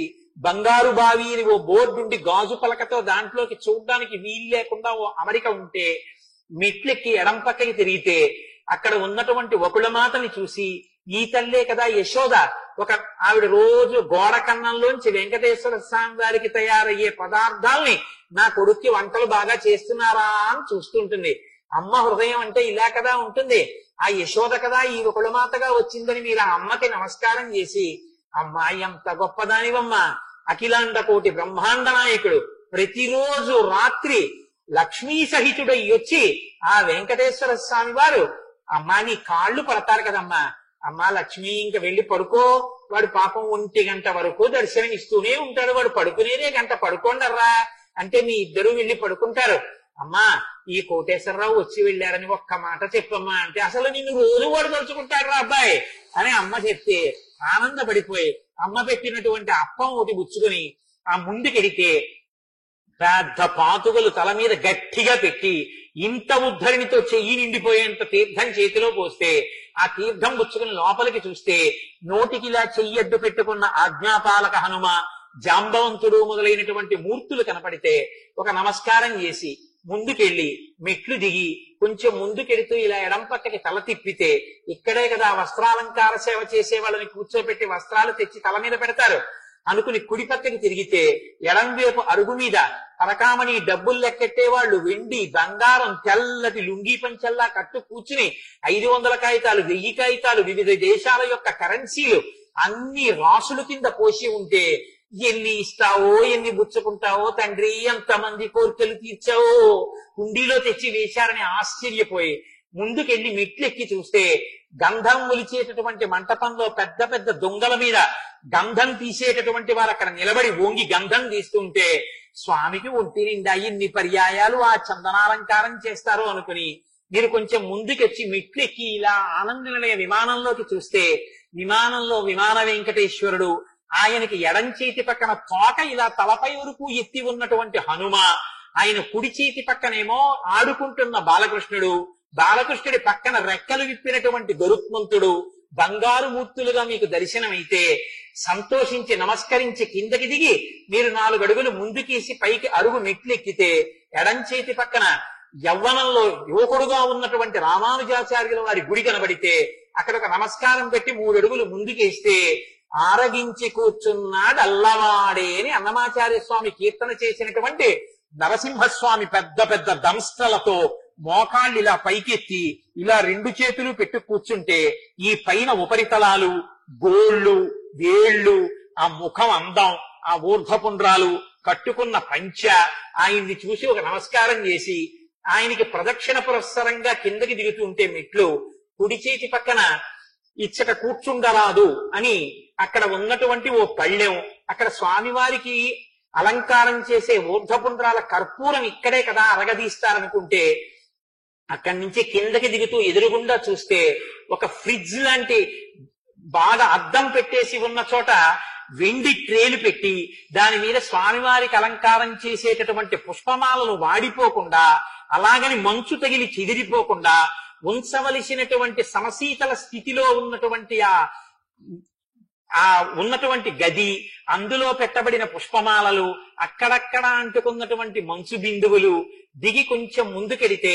స్వామివారి హుండి, దానికి నామాలు, దానికి ఇలా చిరిగినట్టుగా ఉన్నటువంటి ఆ విశేషం, అక్కడ మీరు చెయ్యి పెట్టి స్వామివారి హుండీలో డబ్బు వేసి అక్కడ కొంతమంది హుండీకి కళ్ళకద్దుకుంటుంటే, అక్కడ ఇలా ఇత్తడి పలకల పలకల పలకల పలకల్లా ఉన్న వాటిలోంచి లోపలికి చూస్తే ఆనందలయంలోకి ఎడుతున్న వాళ్ళు కనపడుతుంటే, ఓ నమస్కారం చేస్తుంటే, ఓ సెక్యూరిటీ గార్డు తుపాకీ పట్టుకుని అక్కడ నిలబడి ఉంటే, మీరు ఆ కుండీ చుట్టూ తిరిగి ఎడం పక్కకెడితే గోడ మీద ఇలా చెయ్యి పెట్టి డబ్బులు కురిపిస్తున్నటువంటి లక్ష్మీదేవి కనపడితే, చేతులెత్తి పొడుగ్గా పుట్టినందుకు జన్మధన్యం ఇవ్వాలా అని ఇలా 2 చేతులు వేసి ఆవిడ పాదాలు పట్టుకుంటే, చల్లగా కొంతమంది దోపేసిన నాణేలు తగిలితే, ఓ నమస్కారం అమ్మవారికి పెట్టి ముందుకొచ్చి రంగనాయకులు వారు ఉన్నటువంటి ఆ పేటికి దగ్గర ఒక్కసారి నేల మీద పడి నమస్కారం చేసి పైకి లేచి బయటికి వెళ్లి ఎడం పక్కకి తిరిగితే ధ్వజస్తంభం దగ్గర ఉచిత ప్రసాదం ఇస్తున్న దగ్గరికి వెళ్ళి చెయ్యి పెడితే, మీకు చిన్ని లడ్డు చేతిలో పెడితే, ఆ పూలబావి దగ్గర నిలబడి ఆ లడ్డు తిని యాలుక్కాయ తొక్క యొక్క పీచు పంటిలో దూరితే, నోట్లో వేలు పెట్టుకోపోతుంటే భార్య అదిగో మళ్ళీ ఎంగిలి బయటికి వెళ్ళాక తీతురు కానీ ఎప్పుడు నోట్లో వేలెడతారు అంటే అవునవునవును అని ఆ లోపల నుంచి వస్తున్నటువంటి సువాసనలతో ఉన్న వంటశాల దగ్గర అష్టదళ పాదపద్మారాధన ప్రసాదం కవర్లతో పుచ్చుకుంటే, అందరూ ఆ పెద్ద లడ్ల వంక చూస్తే మీరు కోటీశ్వరులైపోయినట్టు భావించి ఆ కంపుల దగ్గర చేయి కడుక్కుని, అప్పటి వరకు పెద్ద పెద్ద అగ్ని చక్రాలు అవి స్వామివారికి ముందు వెళ్ళినటువంటివి అక్కడ పెట్టి, ఇంకా చిన్ని చిన్ని జ్వాలలతో వెలుగుతుంటే నీళ్లు పోసి ఆర్పిన చోట్ల పొగలొస్తుంటే, ప్రసాదాలు జిడ్డు కింద పడి కాళ్లు జారకుండా నీటి గొట్టాలతో తడుపుతుంటే పరిచారికులు, ఆ తడికి మీ కాళ్లు కడగబడితే మీరు అక్కడికి వచ్చి ఎడం పక్కకి తిరిగి తివాచీ మీద కాలు పెట్టి ఇలా పైకి చూస్తే మళ్ళీ గుణపం వంక చూసి మళ్ళీ ఇలా తల ఓసారి కుడి పక్కకి తిరిపితే ధ్వజస్తంభం అడ్డొచ్చి ఇంకేం కనపడకపోతే, ఈశ్వరా నాకు పునర్దర్శనమీయని మెట్టు దాటి బయటికొచ్చి ఒక్కసారి ఆ స్వర్ణ తేరు పూర్వం ఉండే దగ్గర నుంచి ఇలా తెల్లటి గోపురం వంక చూసి, ఆ మూల లోపల సెక్యూరిటీ పోస్ట్ మీద తుపాకీ పట్టుకుని చిన్న గార్డులు కనపడితే, ఈశ్వరా ఇటువంటి రక్షణలు ఏవీ అవసరం లేకుండా నీ దేవాలయంలోకి ఏ చెకింగు అవసరం లేకుండా భక్తులు హాయిగా వెళ్ళగలిగిన రోజు తొందరగా వచ్చేట్టుగా అనుగ్రహించు తండ్రి అని ఒక నమస్కారం చేసి మీరు సంతోషంగా వస్తే ఇప్పుడు వాడు మిమ్మల్ని ఆకర్షించేశాడా లేదా? ఎన్ని గంటలు మీరు ఉన్నా క్యూలో ఆ చూసేటప్పటికి మీరు ఎంతో ఆనందపడిపోయి అబ్బబ్బబ్బా ఏమి దర్శనం ఏమి దర్శనం అని ఆనందం పొందితే అదే అతీవ ప్రియదర్శనం. ఆ లాగేసిన ఆకర్షణ శక్తి ఉందే దానికి అతీవ ప్రియదర్శనం. దానికి వృద్ధుడు స్త్రీ పురుష పండిత పామర కుల మత వర్ణ వర్గ విచక్షణ లేకుండా లాగగలిగిన ఆకర్షణ శక్తి రాశీభూతమై వెంకటేశ్వరుడైతే అదే రామచంద్రమూర్తిగా కూడా కూర్చుంది. అటువంటి స్వరూపాన్ని చూసినటువంటి ఆ శూర్పణఖ రాక్షసి అయినా కామాన్ని పొందింది. రాక్షసి కాబట్టి కామాన్ని పొందింది, భక్తుడైతే పరవశాన్ని పొంది ఉండేవాడు. కాబట్టి ఇవాళ శూర్పణఖ పొందినటువంటి రామదర్శనం అన్న ఆనందం దగ్గర శనివారం మానసికంగా టికెట్ లేకుండా వెంకటాచలం ఆనందనిలయం దర్శనం మీకు అయిందని నేను అనుకుంటున్నాను. కాబట్టి ఇక్కడ మనం ఇవాళ ఉపన్యాసాన్ని పూర్తి చేసుకుని రేపు మళ్ళీ పునఃప్రారంభం చేద్దాం. మనం ప్రతిరోజు చెప్పుకున్నట్లే చక్కగా ఒక్కసారి రామనామాలు 11 పర్యాయాలు చెప్పుకుందాం. ఆ తర్వాత చాలా ముఖ్యమైనటువంటి అనౌన్స్మెంట్ ఉంటుంది. కాబట్టి మీరు శ్రద్ధాళువులై కూర్చుని ఉండేదరుగాక.